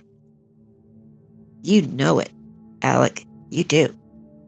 And I started moving. And I wasn't walking. I was just kind of like standing up straight, but I was floating forward. And as I started going, it started picking up speed. And all of a sudden, this hospital wing looked like it was 3 miles long, and it's getting darker and darker at the end. And pretty soon it was pitch black. And I could tell I'm moving and I'm picking up speed because it feels like I could feel the wind on my face. And as I'm doing this, my body's starting to change to where I look like I'm flying face first, like Superman would fly. So I'm no longer standing up. I'm actually going, and I'm thinking, wow. And now I'm kind of scared because I don't know what's at the end of this. I don't know where I'm headed. And then there was a little tiny white light, and it started getting bigger and bigger and bigger. And I knew that was where I was headed. And somehow I knew, 100% knew, if I made it to that light, there was no coming back. But until I reached that light, I still had the chance to make it back. I don't know how I know that, but I know it. So I'm kind of wanting to resist, and not hit it because I don't know what's on that side. And just as I started to get to that side, and I'm just getting ready to look into it, I felt the zzz and the burn, and I was back. And I was really troubled by that, And so it had gotten around to this nurse, this Pat Hill. I'll never forget her name. That I had talked about the light and what was moving. So she came in and asked me if she could interview me. And I just kind of shaking my head, and she said, I heard that you smile all the time. You're not smiling. And I'm just looking at her, and she said, is it because of what happened? And I'm just kind of looking at her, and I said, yeah. And so she said, can you tell me what happened? And then when I got up to where, I don't know what was going to happen, I didn't get to see what was on the other side, but I knew it was permanent. And she said, I had a lot of people tell me that. And she said, obviously, they didn't go over. And she said, maybe sometimes God gives you a second chance because he felt like maybe you got taken out too quickly, or you were a good person and that you did a lot of things, so you deserve a chance to ask, for forgiveness so you can go on to heaven. I'm not sure why, but look at it as not a bad thing, but you've been given a second chance. And I was thinking on that. I was thinking, well, okay. 'Cause she was saying God is a God of love, and she's telling me, so that's a good thing. Don't be worried about it. And so, I said a prayer that night, and I thanked him for that and said, if I wasn't ready, thank you for letting me have this opportunity to ask you to forgive me my sins so that I can be ready. Because I've gone through enough hell on earth, and if those things were from hell, I don't want to go there. Because, back then I didn't know they were called the Dogman. I'm thinking maybe it's like a demon because it can move so fast and so fluid, like I was telling you around that house. An animal just couldn't do that. And we even talked about that, and I said, I don't want to go where those are. And I started getting stronger. I got moved from critical intensive care down to intensive care. I was seeing my family, and it looked like maybe I was going to make it. And I slipped into a coma. And they weren't really sure why. They were trying to do everything they could think of, to find out what was going on. And then they realized I wasn't having any output. My kidneys had completely failed. And I had been building up toxins, and, I was septic. Oh, no. And you usually don't come back from that, know. Yeah. And, Stephanie, in the meantime, as she's trying to struggle, and they've coded her, and she's trying to make it, bless her little heart. She lost a pound of float on her, so she got down to 2 pounds, 1 ounce. She was so tiny. It was unbelievable. 2 pounds? And 1 ounce. Yep. So I think they said I was in a coma for like 4 or 5 days. I had a male roommate. It didn't matter. We were both in comas. And he had a head injury from a motorcycle accident. And his girlfriend would come in every day and tell him what the weather was like outside and the kids going to school and, what was going on, and doing it to try to stimulate him, but it was stimulating me too. And it was like her voice was a lifeline that you could hang on to. And one day it was just like the current got stronger and I lost my grip. And I went for the last time. And this time, when I got into that to the light, there was this field, and it was the most brilliant green grass you will ever see. I've never seen grass that green or that beautiful. There were flowers, and they were the most brilliant colors. I don't think a lot of those colors we even have here, but they were beautiful. And the crazy thing about them is that when you walked, they would turn to face you, so you always saw the beautiful blooms. You never saw the back of it. You always saw the beautiful bloom. Isn't that cool? And the smell of them was just so amazing. I don't even know how to describe it, but it was like comforting and sweet aroma all at once. It was just beautiful. And the skies, they were kind of the purplish blue. They were beautiful. I remember sitting there staring at those, just amazed at the color of that. And then I suddenly was aware that somebody was with me. They were standing beside me. I knew it was a male. And for some reason, I didn't really turn to look at him. I don't know why I didn't. Maybe you're not allowed to. I don't know. He actually had a sense of humor. And he asked me why I was standing there staring at the sky, and he chuckled. I said, I've never seen a purple sky. It's beautiful. And he said, everything is beautiful here. And he said, everything was beautiful there. But it's been tainted. But nothing's been tainted here. And, I just kind of smiled and I said, what do I do now? He said, you don't get to stay. And I said, why? And he said, because you have things that you haven't done yet. There's people that you need to touch, people that you need to comfort, people that you need to talk to. You have a purpose and you haven't fulfilled it. But I'll see you again someday. And I said, oh, I don't know that I want to go through this again. Can I just stay since I'm here? And he said, no, it's not your time. And, he touched me on the shoulder, and it was just like the most amazing love you could ever feel. And I was back. But this time, my kidneys kicked in. I started losing like 3 or 4 pounds of fluid a day. I had got up to, and I am telling you the truth, I had 60 pounds of fluid on me. But it started draining. It started coming off. I started being able to breathe better. I started getting stronger. They were just saying, "You're a miracle. You're a miracle." And I'm thinking, no, it wasn't my time. So I'm being given a second body. I wish I could say that it was 100% new and all the things that I went through and all the lifing and everything didn't leave scars and problems, but that's not true. It's a very crippled body.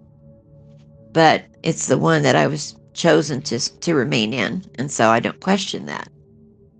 But it really did change the way I viewed everything. And it has gotten me through a lot over the years, because I think back, what I have made it through, this is nothing. This is a piece of cake. I can get through this situation easy because I've done rough, and then if something goes to scare me at night, I wish I could say, piece of cake. That's a little different. I still am very afraid of the dark and what's in it. That didn't clear. And I wish I would have asked him questions about that. But I don't think you're allowed to talk about that kind of stuff up there. Really don't, because it's just not part of that world.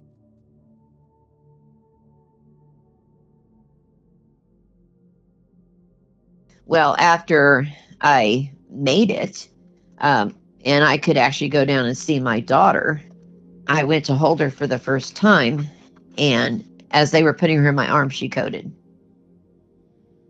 And I just, I lost it, And so they took her back, and I told Dale, just take me back to your room, just take me back to the room, just take me back to the room.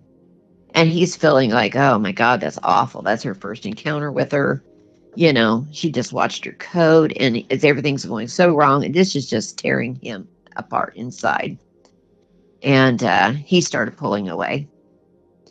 And we got home after I'd been there almost 2 months.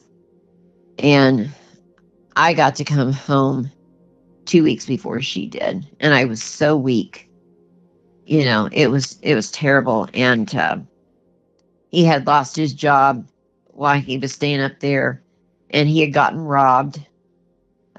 He was getting ready to head back, and he went to go get me some candy and a nursing bra.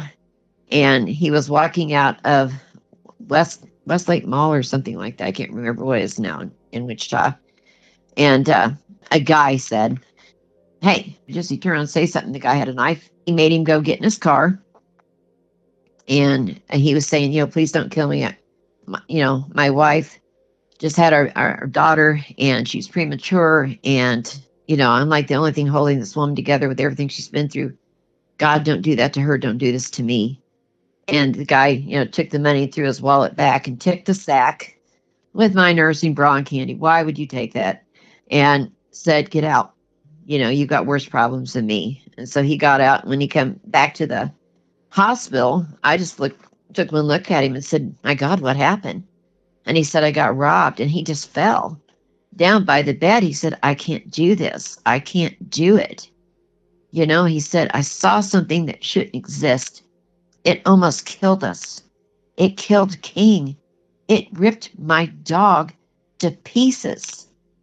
And then you get pregnant, and I'm not ready to be a dad. And now we're out here, and I thought you were going to die. You did die. I mean, I'm afraid you're going to die for good. And then I don't know if she's going to make it." And he said, how can one guy handle all this, and now I get robbed. He goes, "I don't know what to do. I just don't know what to do anymore." And I was just watching him crumple down to nothing. And, I'm trying to be strong for him, but I'm so weak, And so I said, "Well, let's pray about it." And he goes, "Will you pray?" Because I stood believing there was a God when that thing was looking at me through the window, because how could God make something like that? And I didn't have an answer for him. I really didn't. we didn't stay together very long. I mean, we got home and he was so mad at the world, so mad at God, mad at everything. And he was just not even the same person. He would explode on me over anything. And I thought, wow, I didn't survive all of this to get treated like this. And, it was my first Mother's Day coming up, and I thought I'd earned the title mother pretty in a hard way. And he hadn't said or done anything. And I said, did you forget it's Mother's Day? He goes, oh, happy Mother's Day. I said, really? I died 3 times earning that title. And he went out in the yard, and there were some wildflowers growing. He picked those, brought them in, and threw them at me and said, there you go. Jeez. And it really hurt me to the core. And I just said, wow, I can't believe that you just did that. That's all I mean to you on this. And he goes, oh, please don't. He goes, don't talk to me about all the sacrifices I've never done. He said, I lost my best friend. I said, you lost your dog. I'm so sorry. But I'm your wife. And that's your child. And there should be priorities. And that was probably the wrong thing to have said. Because he's really started pulling away after that. And we were having a hard time. They were going to shut our utilities off. And he said, better do some of that fancy praying that you do. Because our utilities getting shut off today at 5. I'm still looking for a job. And they had just put that article in the paper. And I was hoping that maybe somebody would give him a job, because of it. And we had a lady knock on the door. Now, this was at 4 o'clock in the afternoon. The utility office closes at 5. Our utility bill was $100. But back then, that was a lot of money. And this lady was there. And she said, could I see the baby? And I just invited her in. Never seen her before, And she walked over to Stephanie. And Stephanie was just cooing. And she was talking to her. She picked her up, was rocking her. And Stephanie was smiling. And I was like, wow, normally nobody can touch that kid but me. She didn't even like her dad at that point. And she was so tiny, he was afraid to touch her. And, I was the only one that could feed her because she didn't have a sucking reflex. And she was just loving this lady. And she gets ready to go. And she goes, oh, I have something for you. And she handed me a card, smiled, walked out the door. And I opened the card up. It wasn't signed, but $100 fell out. And I went, oh, my God, there's our miracle. And I looked up to say something. She wasn't driving off. She wasn't walking down the sidewalk. I have no idea where that lady went. So I yelled, Dell, we got our miracle. He goes, what? I said, let's get in the utility. Let's get in the car. We got to go pay the utility bill now. And he goes, where'd you get the money? And I said, I think that was an angel. And he goes, oh, my God, now you've lost your mind. I said, well, then, does this look real to you? Let's go. And I said, I believe I prayed that in. I think God is telling you that you can pray, and he does hear. And he goes, okay. And I said, right now I have so much faith. I think I could pray for a bunch of bananas and they'd appear. And I do not know why I said that. That was so stupid. And he looked at me and he goes, I think you have gone bananas. He kind of grinned. We go pay the utility bill. We come back. We go to get out to walk in the house. And I stop because there, leaning up against the door, is a bunch of bananas. I am not lying to you. They were right there. Wow. I said, do you see that? And he goes, holy shit. He goes, pray we hit the lottery or something. Why are you wasting it on bananas? Said, I don't. So I called my mom. She hadn't done it. I could not figure out who had brought bananas of all things and left them there. And I thought, did that angel come back? Is she hearing like what I say? So now I'm wondering if she's my guardian angel or something. I mean, I can't figure this out. But and I had to be so careful what I put in the paper. I couldn't say that I prayed a lot or anything like that because they didn't want to offend people, that might not be of a certain faith. And so that's why you don't hear about the me dying in the paper article or anything. They didn't want anything negative in there. They wanted it to be all positive, and that's why that's missing, if you ever wondered why, in the article that you read. I mean, I had to fit their criteria.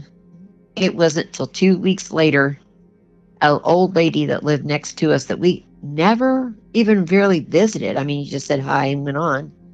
She came over and she said, "Did you find the bananas?" And I said, "Those are from you?" She said, "Yeah, it was the damnedest thing. I hate bananas. But for some reason, I just had to buy them. I felt led to buy them." And I got home and I thought, "Why did I buy those? I can't even stand the smell of bananas."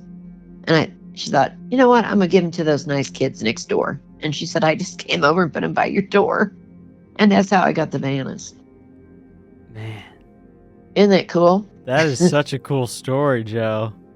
But it's truth. It was really cool that happened like that, but it just wasn't enough. He started, getting high and drinking and just became somebody I didn't know at all. And so before she even turned 1 year old, we were split up. And, it was such a hurtful, hateful way that she'd never even seen us in the same room.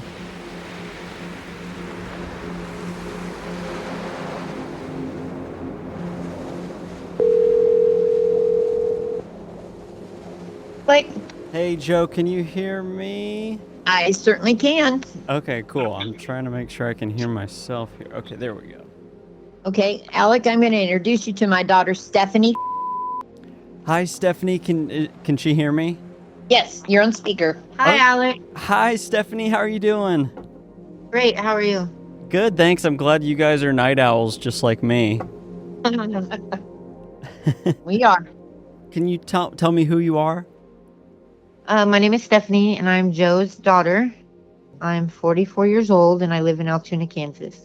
Who was your dad? My dad's name was Dale. Did you have any inclination that your parents had experienced this kind of stuff? No, not really. I mean, I know that my mom was like scared at night, if we were outside and stuff or whatever, and we always had our curtains like closed all the way. But it was like probably in 1992 or 1. Well, I was in middle school. I had to be probably 12 years old.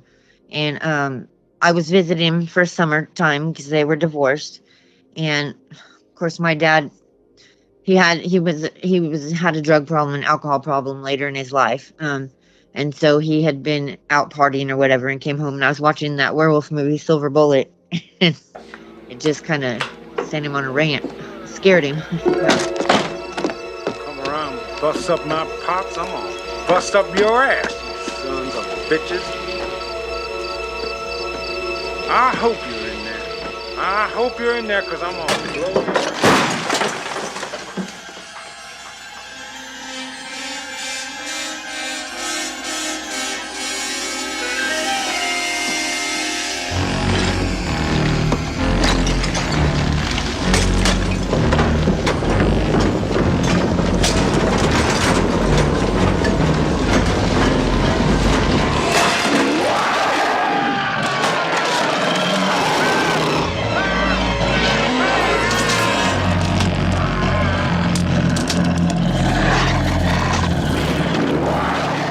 Then my dad came in from being out partying, and he was like, he heard the growling, and the scene on TV, and he was like, "What are you watching?" I was like, "I'm watching Silver Bullet." And he's like, "Turn that off."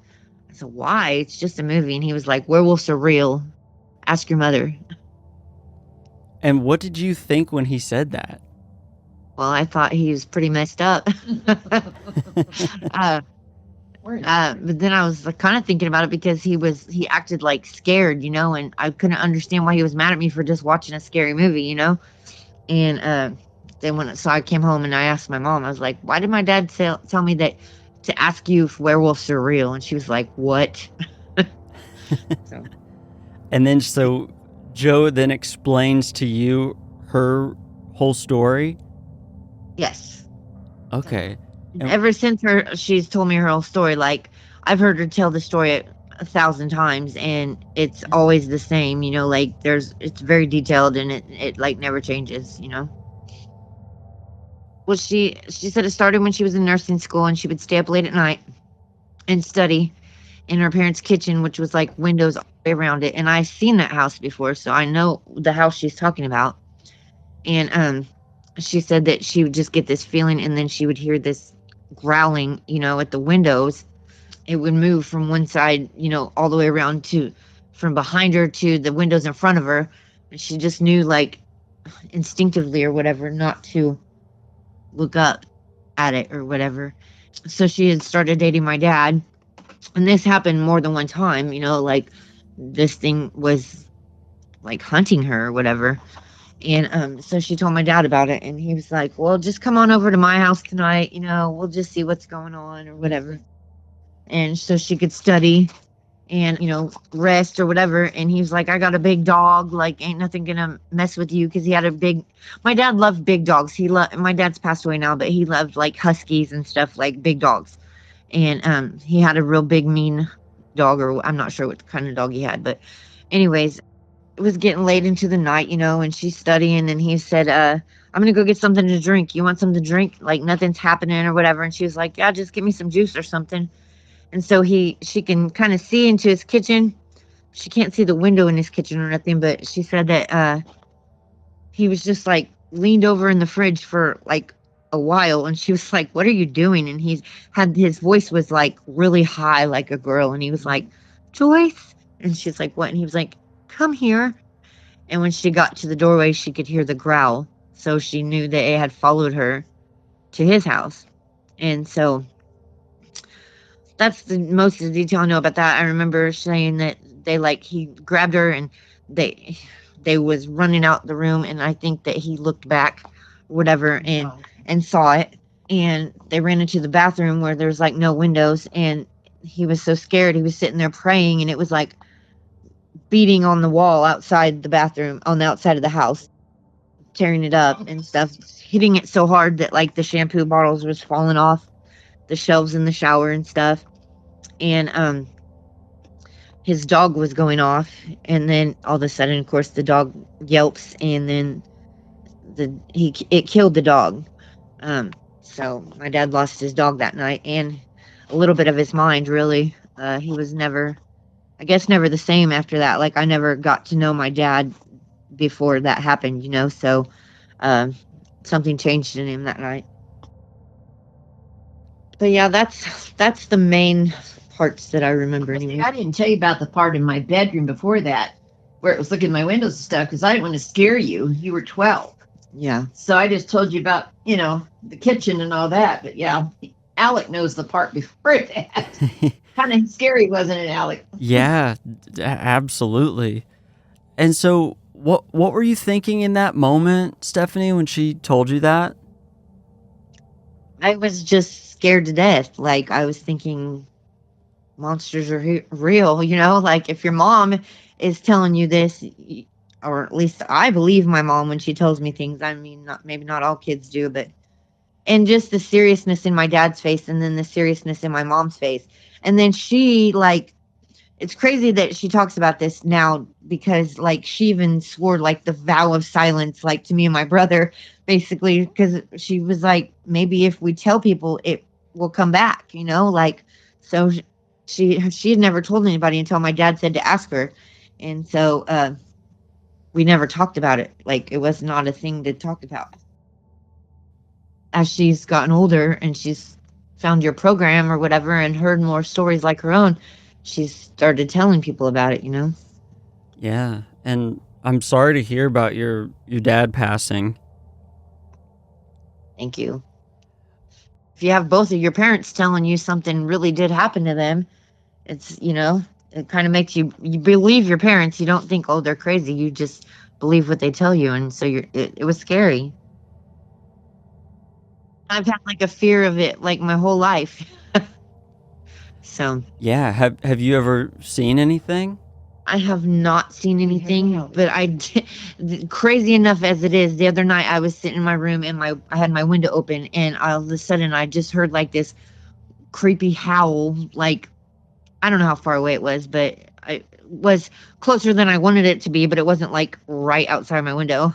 And I was like, Mom, something just howled out here. And she was like, get in here now. And I said, but my window's open. She's like, oh God, shut the window. So I ran in and shut the window, but I didn't look at it. I just shut it real quick. Can you tell me, like, what you think about your mom? I mean, I love my mom. You think I'm I think she's Grateful, sane. honest. I think that honest? she's honest, and she, you know, I mean, she's not getting anything out of telling this story, so it's, you know, it's not gainful for her, especially people might think she's not sane, you know, so I think that it probably takes a lot of courage to do what she's doing, talking to people. And I guess my dad was like a fun guy, you know, a free spirit and stuff before that happened. But when things changed, then he got into drinking and drugs and stuff. You know, after that, it just kind of went. Well, he told me years later, I had told her I'd like to talk to him about that one more time. And she was like, no, don't do it, because I saw him react, you know, and I've never seen you guys in the same room. I just don't know how that would even work, because when we split up from all of this, he just couldn't handle it. Especially after I almost died having her, you know, permanently died. As I died 3 times, but he just couldn't handle anything. It's just like I was a tragedy. You know, I represented death of his dog, almost dying and having her. You know, she died being premature, and they brought her back. You know, it was just too much. But she asked him, and he did give me a call. He'd come to her house on Thanksgiving. And, you know, I just said, we've never talked about this. And he goes, yeah. He said, you know, that's one reason why I turned to drugs and I ruined my life and everything. He said, because I would close my eyes and I would see that thing. And the only way I could get to sleep was just get so wasted, I passed out. He said, that has haunted me for years. And it made me feel so bad, Alec, if I hadn't gone over there that night and not exposed him to it, you know, maybe his life would have been a lot better. Yeah, but like I said, that's not your fault at all. And also, he had a great life. He was a wild child, but he went everywhere and did everything he wanted to do. Yeah, and you got beautiful Stephanie out of it, you know, and it's like all those things are meant to be. Yeah, she's amazing, and she's come to live with me now, and as I'm getting older and having more problems and stuff, so I appreciate her. Yeah, did you show Stephanie that article I found of? She read it. I read it to her. Yeah, I thought that was so cool. Yeah, I hadn't seen that newspaper article in about 40 years.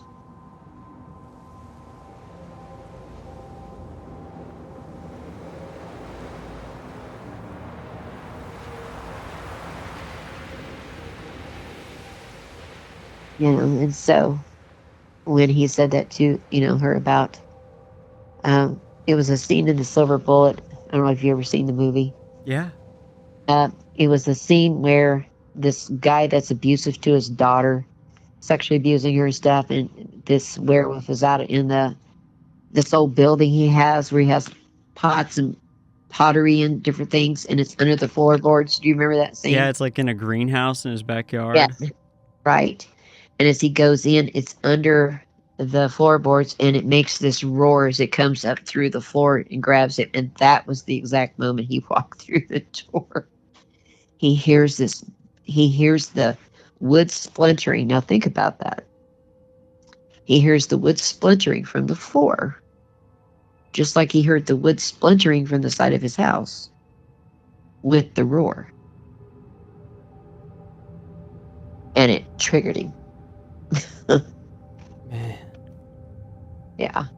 When she told me this scene, I knew exactly what had happened. He flashed back, you know. And see, she said to you, he got mad at me and I don't know why. He wasn't mad, he was having a flashback. Is what it was. So, And he couldn't even talk about it. He just said, they're real. Ask your mom. Because he couldn't even do it. He couldn't even go there. He was so scared. And so, yeah. So that's when she came in. And I didn't even tell her about the bedroom part. What had happened. She only knows from the kitchen on.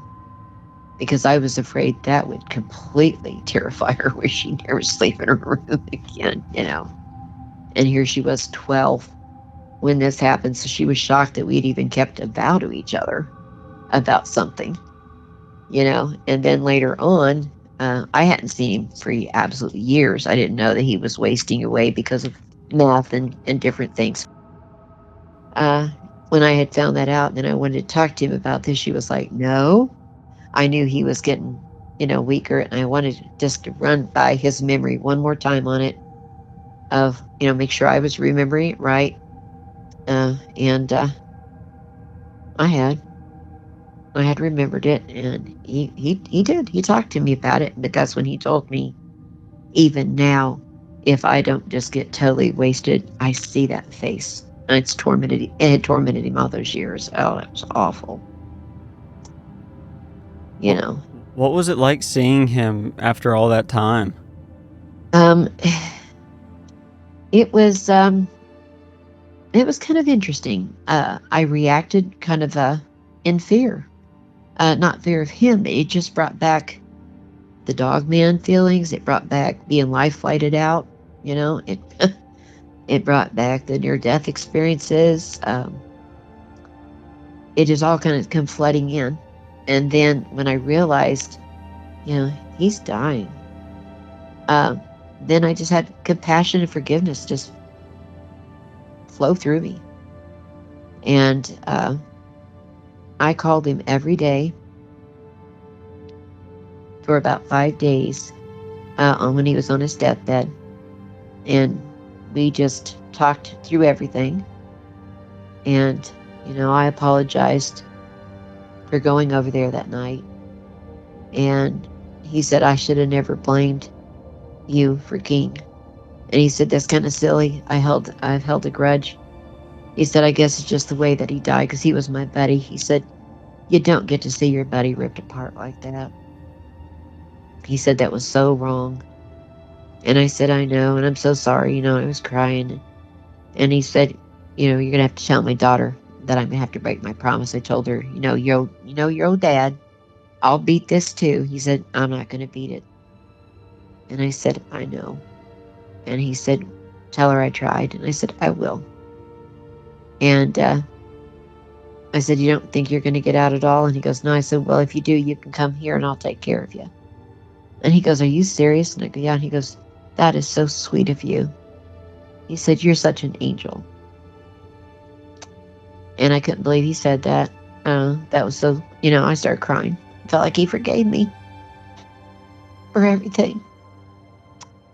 And I called the next day and he was in a coma.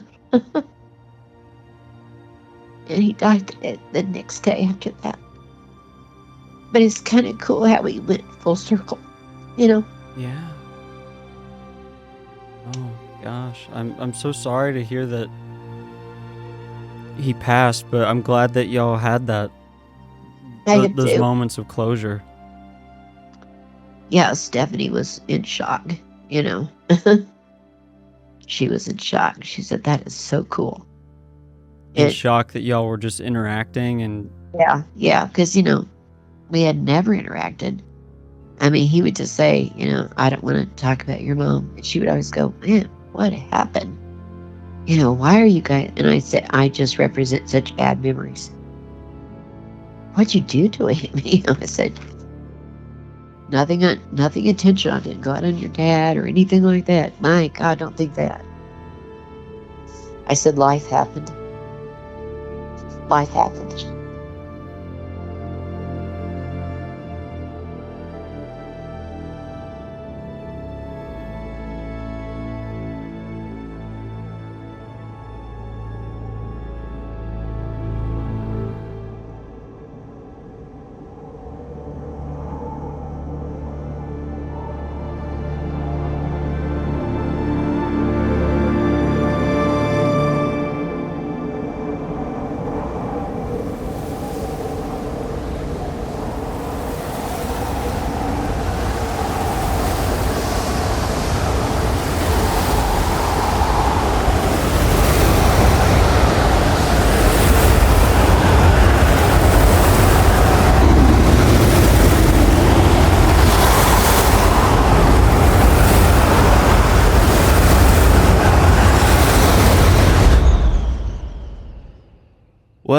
as you can see, the match has gone out, and as the smoke clears, I can still smell that Kansas night air back in 1978.